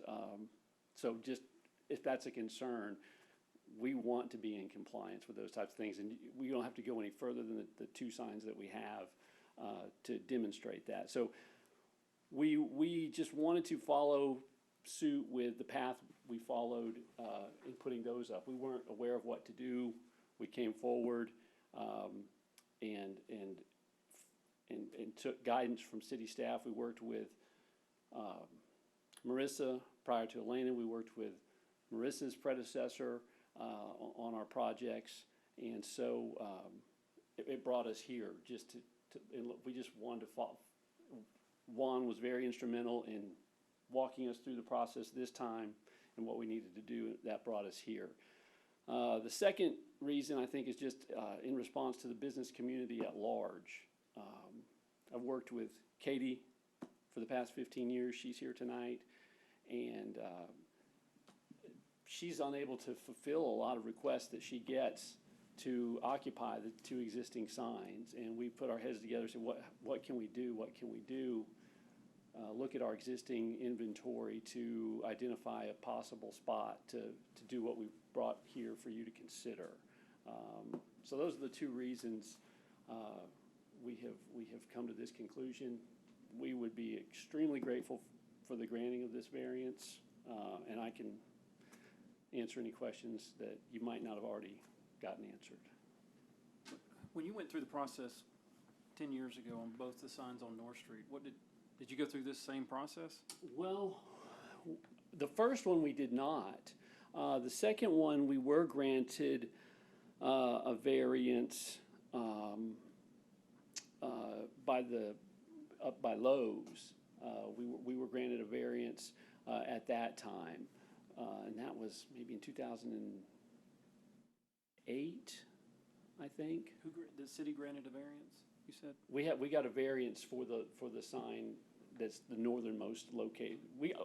They're both on North Street. One's further north, one's further. And I'm sorry, I believe that was for like the relocation of the sign, actually moving the physical sign from one property to the other. I don't think any structural changes were proposed for that variance. It's just moving it over a lot, essentially. Are current sign ordinance, is it restricted, these types of signs from the inception, or was that a later addition? I'm not sure. Yeah, so billboards at one time were permitted, and then there was, I think, kind of statewide, there was a movement to prohibit billboards from cities because of the aesthetics, because a lot of cities have long-range plans and codes to try to promote a certain character and a certain aesthetic, and so those were seen as undesirable. And the idea is that while they're existing, we're not retroactive, we're not gonna make you tear it down, but slowly they'll come into compliance as they phase out or need replacement or what have you. So the idea is over time, we phase out these billboard signs. But it's more of aesthetic and character element and trying to maintain a certain quality as far as the scenic views and the streetscape. Elena, when was that adopted by the city? Oh, I might have it in my code. Just a moment.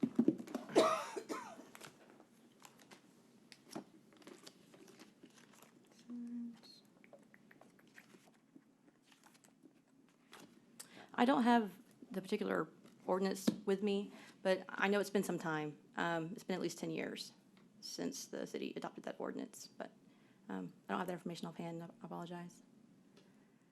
I guess I'm confused. How did the other signs get approved? I don't know. So we don't maintain sign permit records as long as we do building permits and site plans. So our retention record for sign permits is maybe like a year to 2 years, and then they get destroyed or they get archived. And so we can't necessarily pull up a permit for every single sign. So I'm really not sure how those signs got approved. I'm assuming they were approved prior to the city adopting the ordinance prohibiting billboard signs, just like any other sign would be approved through the city. But any changes, like you mentioned earlier, like one on North Street, required a variance because they wanted to structurally change it. So there's a provision where they can make changes and improvements. They have to go to this board for approval of that because of the non-conforming status. Thank you. So. I'm looking for So has this been a problem for your business in Texas, not being able to, or being limited to a certain amount of signs in each city, or? We've been in a regulatory environment ever since I've been doing this, which has been kind of a reality check, close to 25 years. So it's just the environment that our industry is accustomed to. Yeah. I guess probably a lot of the ones on the interstate it doesn't affect because that's outside the city limits, so, or some of them are. We don't want to go back 2 cases ago. I won't bore you with details. Okay. Anybody have any other questions for Mr. Noyes? Okay, thank you very much. Thank you. Bringing up for discussion, the thing that I want to address is basically, it's a billboard on University. I don't think it's going to cause too much. We don't have data that basically proves that these signs have caused wrecks. I don't want our city to turn into Vegas. We're not in a city full of lights, but there is, to think about how many signs we do put up. One on a major corridor of University where there are a lot of commercial businesses anyways, I don't believe is a big deal. And that goes into looking at the conditions for approval that Elena has put up. Which one was it about detrimental to people's safety?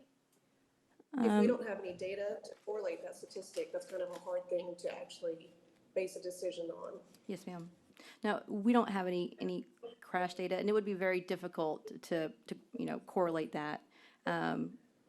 So you're correct. We don't have any data as far as materially detrimental or physically harmful. Now, in regards to that, I think in general, one of the concerns when the cities have gone through this process is distraction of drivers just because electronic signs are bright, they tend to change copy. So it's just kind of a general concern because electronic message board signs in general are just more distracting just by their nature. But that doesn't necessarily mean that it's to the extent to where it would cause physical bodily harm. because it will be, Okay. will still be subject to our current ordinances for those types of signs that aren't off-premise, so. Our cell Right, phones are more and you did distracting. say that we could put restrictions on how often those ads could change throughout. Yes, we do have current restrictions on, you know, how many seconds have to pass by before the sign can change to a different message. Okay, okay, And they'll be Thank you, Elena. subject to those restrictions. okay. Yeah, and it's actually very difficult to tell when certain changes were passed. I'm looking at the sign ordinance right now. But it appears that most of it was initially, at least this version was 2005. And then later on, it was amended in 2007 and 2014, and so, but it looks like initially it was 2005. To answer your question from before, I guess. Thank you.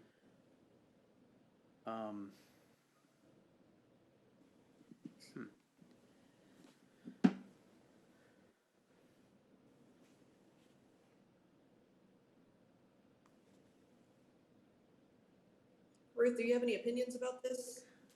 I'm not a big proponent of off-premise signs in general, so, you know, Okay. I think, like they say, I don't think they're aesthetically lovely for the city, but, you know, they are here, and I doubt that anybody is gonna have an accident because of it, so. Right. Okay, I'll make a motion. I'll entertain it. To approve the variance as submitted. Okay. Anybody want to second that motion? I'll second that. You know, I've made my opinion clear on what I feel about that billboard too. All right, before we vote, anybody else want to make any comments? No? Okay. All those in favor, say aye. Aye. Aye. Aye. All those opposed? No, All right. Will it show that Ms. Carroll was opposed and the rest were in favor of the variance? We're not in trouble, are we, Miss Ruth? She's the boss up here. We can, Don't hit us, Ruth. She gave me a look, Lily. thank you all very much. Thank you, guys. Okay, moving on to item F. Consider an ordinance amending Chapter 18 zoning, Article 2, Administration, Division 1 generally of the City of Nacogdoches, Texas Code of Ordinances, providing a severability clause, a repeal clause, and an effective date. All right, thank you. I did want to point out that the red lines that are in your packet at your place are a little bit different than the red line version that was posted online. There were some just grammatical errors that our city attorney identified, so we just updated it, and so that's really the only change. So part of staff's process of looking through our ordinances, looking through our processes, we're always looking for areas where we can improve, where we can update our codes to make sure that they're reflective of current economic conditions, to update our processes to where they're not overly burdensome. And city leadership actually tasked us with taking a look at our development regulations and approval process and determine if we can make any improvements to enhance customer service, satisfaction, just improve overall employee productivity, and just create a more efficient permitting process. Some of the things that we've heard from the business community is that the city doesn't really have an adequate sense of urgency when it comes to understanding building and development. And, you know, it's the old adage, time is money. Well, that is a real thing in the development community when you're talking about financing and construction cost and labor. And so it's really important that we have like a real true speed to market to maintain a competitive advantage in attracting and retaining our local businesses. We've also heard just general concerns about the perception that too many decisions require board or commission approval, whereas if they make sense, they should just be approved by staff.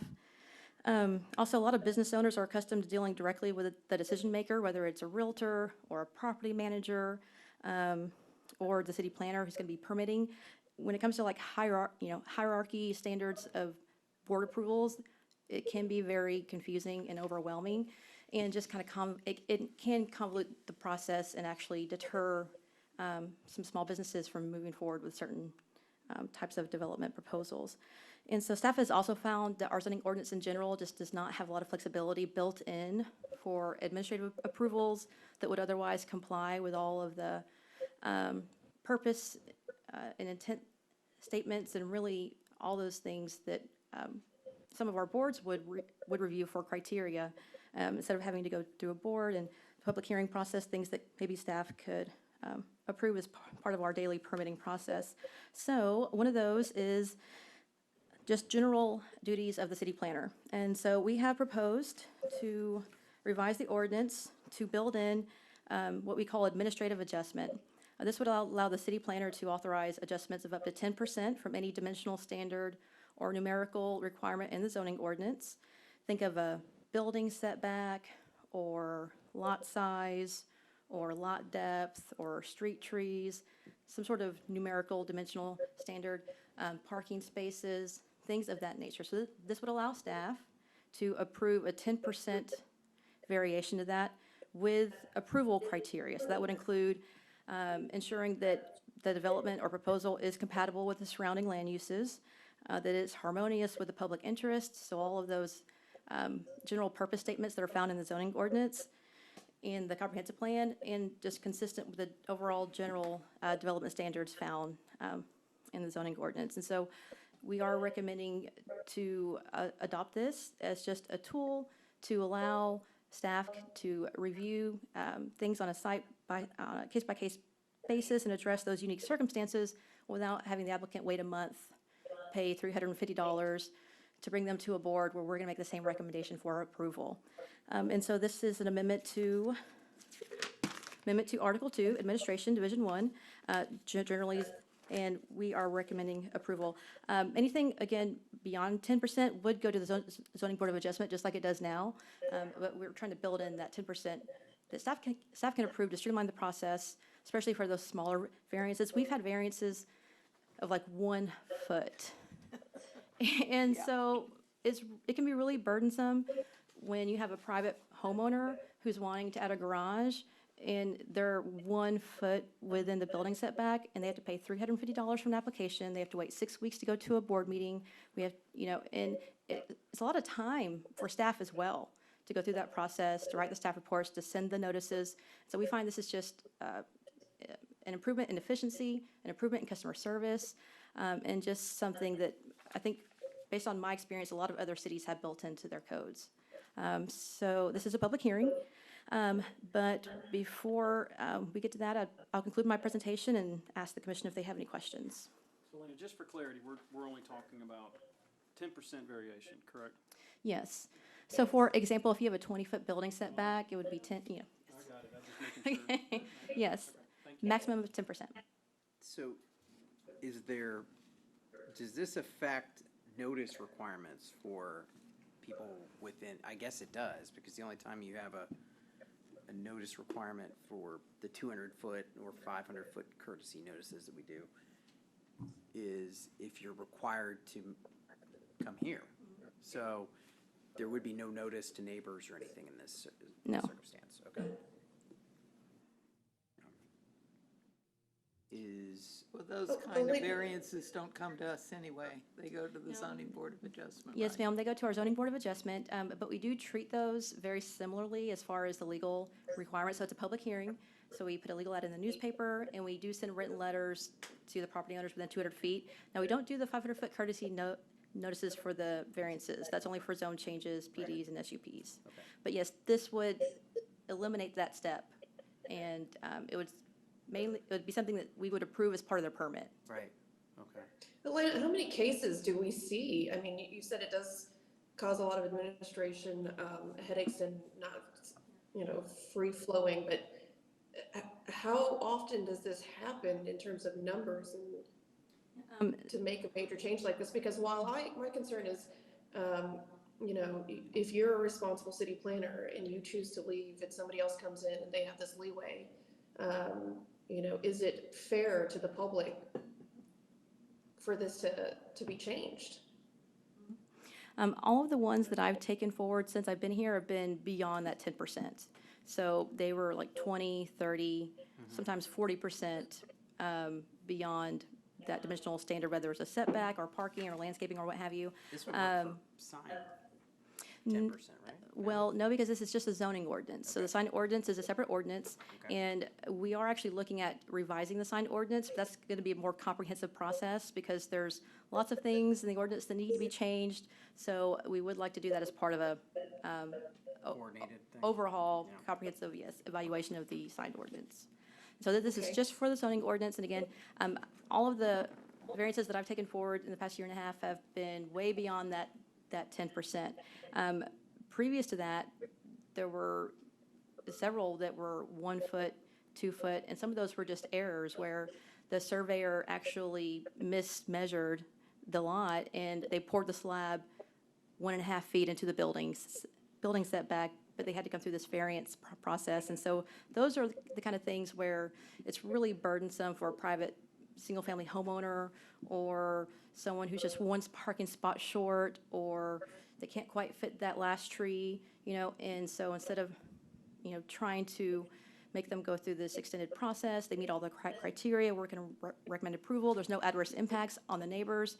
That's kind of a very common sense thing that staff can evaluate and say, it's compatible, it meets all the intent of the ordinances, and it doesn't create any kind of adverse impact on the neighbors. Those are the kind of things that we're looking for.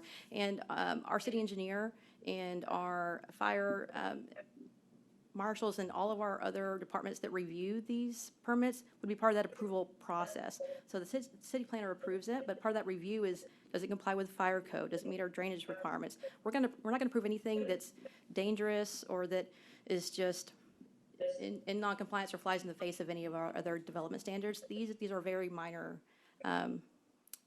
exceptions that we're talking about. Question I have, Elena. Yeah. What stops a person coming back with a 10% variance from the original 10% variance?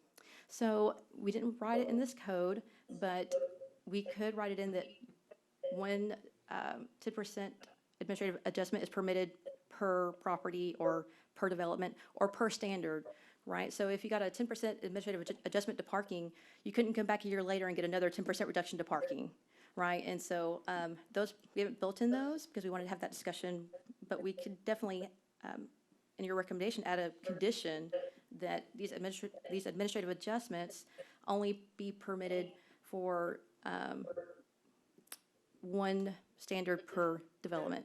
And we can reword that when we take it to city council if you like, but building in some assurances that people aren't just going to come back and keep getting administrative adjustments. And during our evaluation, we would identify that and say, you know what, that's not really what this process is intended for. And so we actually built in an appeal process where if someone were to submit an administrative adjustment and we were to deny it, they could come to the Planning and Zoning Commission to appeal that.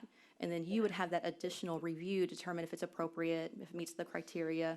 So we have built in kind of like an additional process for when we do deny these types of applications because they're inconsistent with the purpose of the zoning ordinance or they're not compatible with the adjacent properties. Yeah, I think we'll give the city attorney some credit. I think he tried to, very good thought though. You don't want people just doing this 7 times and then like, hey. Well, there's a way. So.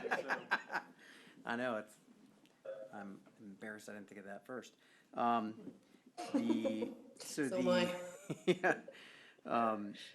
So the under B, under applicability, it does state that you have the authority to authorize estimates up to 10% from any dimensional standard or numerical requirement, which I think makes it pretty clear that it's supposed to be restricted to just 10% over whatever's in the actual code or in the ordinance, but it could be maybe tightened up a little bit in that second sentence, because, you know, it says any adjustment request greater than 10% shall be treated as a variance, but 10% from what, I think. Right. Yeah, so I think it could be tightened up to, so it would not be a serial situation where somebody's just moving the goalpost 9% each time until they get where they want to go. But overall, I like the idea. I think it's a good idea. As far as the approval process, if someone were to request administrative adjustment, it's not an automatic approval. I think if we found that there were several requests for the same standard, we would deny it. And in that case, they would appeal that decision to the Planning and Zoning Commission.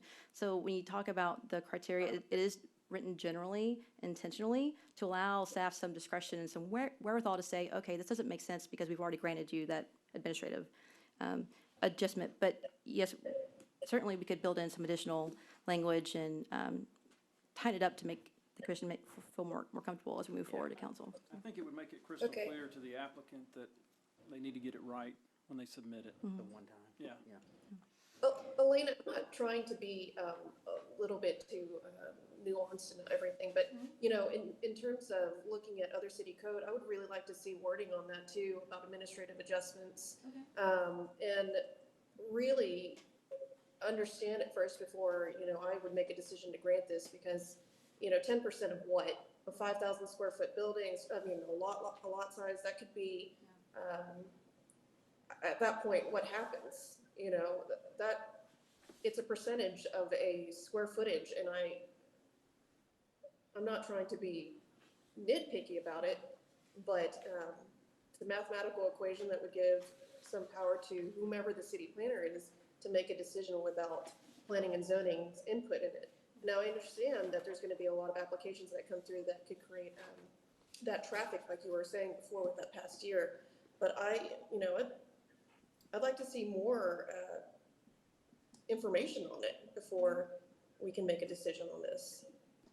Yeah, we could absolutely postpone the public hearing for staff to come back and bring some additional research and on sister cities and compare our regulations to theirs as it relates to these types of administrative relief tools. So that can definitely be something that is.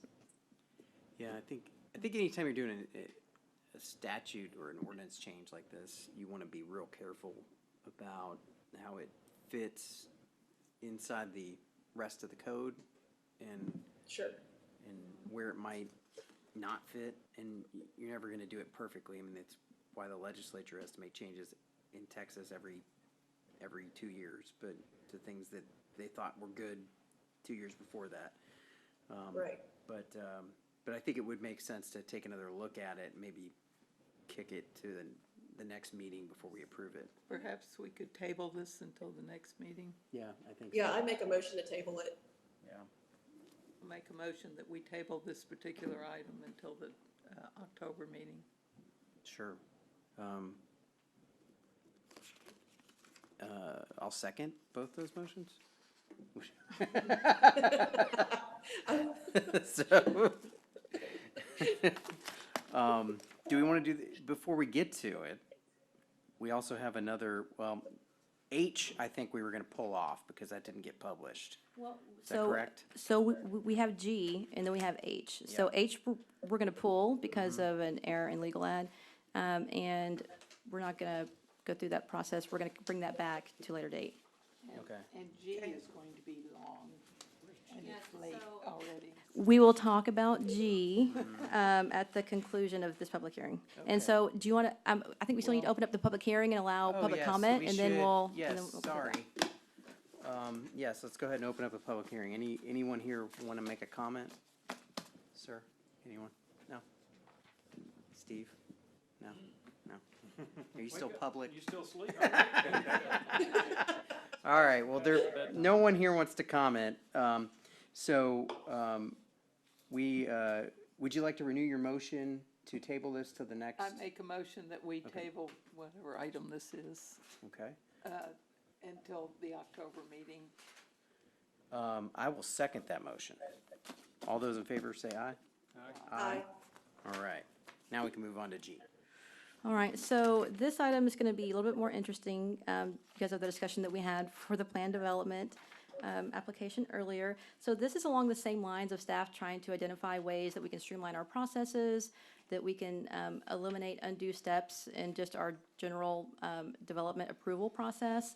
And so one of those was our planned development district approval process. And so the major changes in this ordinance include combining the concept plan and development plan process.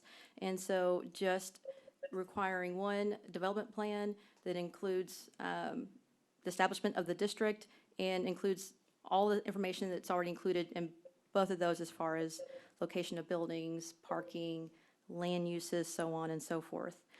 We've also built in an administrative approval for the final site plan, so we'll talk about that in just a minute, and allowing the Planning and Zoning Commission authority to hear waivers and appeals of PD site plans that staff denies because we don't find that they're in compliance with the development plan. So we want to give you an overview of kind of each step and the purpose. And so again, like we talked about earlier, there's 3 types of plans that can be used in the plan development process. They include the concept plan, development plan, and plan development site plan. The concept plan is intended to establish the district as step 1 and really provides basic general guidelines for the district, including what land uses are proposed, the intensities and densities of those land uses, major thoroughfare locations, open space, and just general project boundaries, and then how those different improvements are going to be located on the property. So you would show the relation of land uses to streets to open space and so on and so forth, but it's nothing that's prepared or designed at an engineer level. It's just very conceptual in nature. And so that's intended to provide and get some consensus for just general acceptance of the development. So the development plan is step 2. Oh, and sorry, the concept plan has to be reviewed by the Planning and Zoning Commission and then approved by City Council. Step 2 is the development plan. It essentially includes all of the information that's in the concept plan, plus more specific information about our preliminary building locations and footprints, specific development standards for each land use. So oftentimes a developer will want to develop a residential neighborhood, but they want reduced building setbacks or they want increased density. So providing more specifics as to any kind of alterations or variations that they want to seek. Also includes relationship of buildings to surrounding property. So where are those buildings in relation to other development? Providing information on existing drainage ways, creeks, floodplain, and a general plan for how they're going to accommodate drainage on the property. General location of parking areas, buffers, traffic and circulation, and then any amenities that they might propose to offset density or intensity bonuses. So just combining those 2 into one, which does require a little bit more work on the front end of an applicant or a developer. They do have to have their proposal more vetted before they bring it forward. And so there is a stronger burden on establishing those districts with this change, but it eliminates that initial process and does make the process a little bit quicker because now we just have a development plan besides you don't have to worry about the concept plan and the development plan. The plan development site plan is just like it sounds. It's basically the construction permitting plans. And so currently these construction plans have to be approved by planning and zoning, and they include all the information in the concept plan and the development plan, but they're construction level detail. And so they include calculations for drainage, and they include the dimensions for the width and depth of the parking spaces, and they include the height of the fences and the actual species and exact location of landscaping. And so something that we would actually require before we permit, so we can actually verify that everything that's shown is actually going to be built accordingly. That's part of the development plan? The site plan, the PD site plan. So the PD site plan is the final stage. Today, Planning and Zoning Commission approves those. They're essentially construction level detail of the development plan. And you're essentially making sure that what they're building is what City Council approved for that second process. And so with the changes, here's the current process. The concept plan has to be reviewed and approved, reviewed by Planning and Zoning Commission, approved by City Council, as well as the development plan, and the site plan has to be reviewed by the Planning and Zoning Commission. And the proposed process would just combine the concept plan or just really do away with the concept plan and go straight to development plan and then have the site plan approved by the city planner, which essentially is the same plan as the development plan. It's just construction level detail.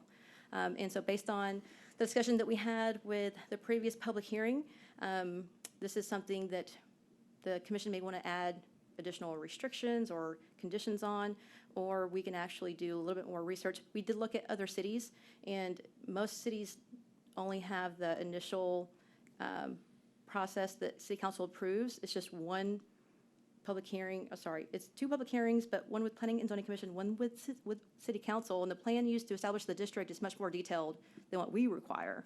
So instead of a concept plan and development plan, they just skip straight to the development plan. But I think that might be something that the commission may be interested in putting some more restrictions on based on. Can you go back to Yeah. the previous real quick? Sure. So again, the intent is to just improve the efficiency of our processes, try to improve the customer service Yeah. experience. This is the current PD process, and that would be the new.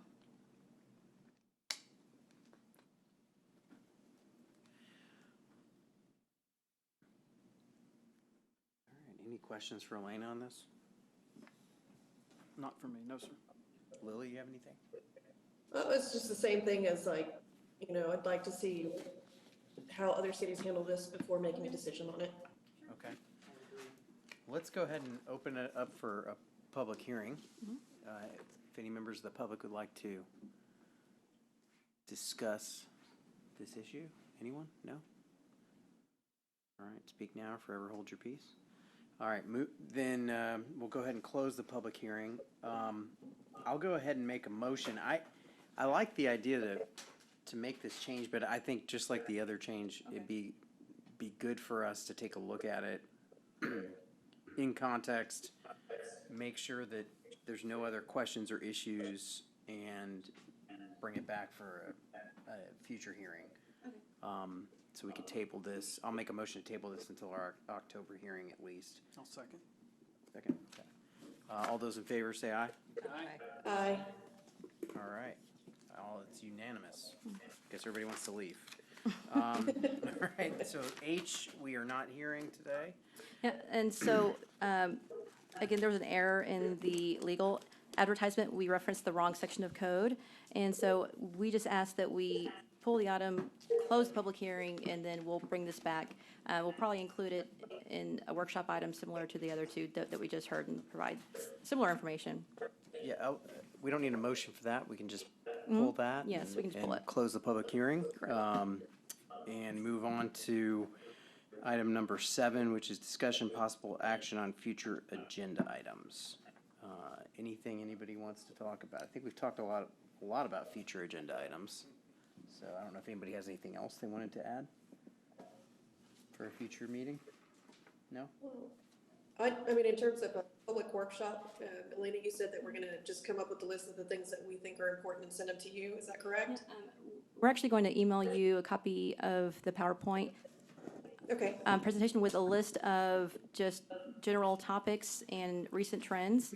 And then if you want to prioritize that list based on your interest or priorities, and then add to that, we just wanted to give you an idea of the different topics that we can discuss, and then get your feedback before we came forward with a formal proposal and timeline okay, and schedule. thank you. You're welcome. Okay. All right, if there is no other agenda items to add, we are going to adjourn, and the time is 8:12 p.m. Thank you. Thank you. Thank you for your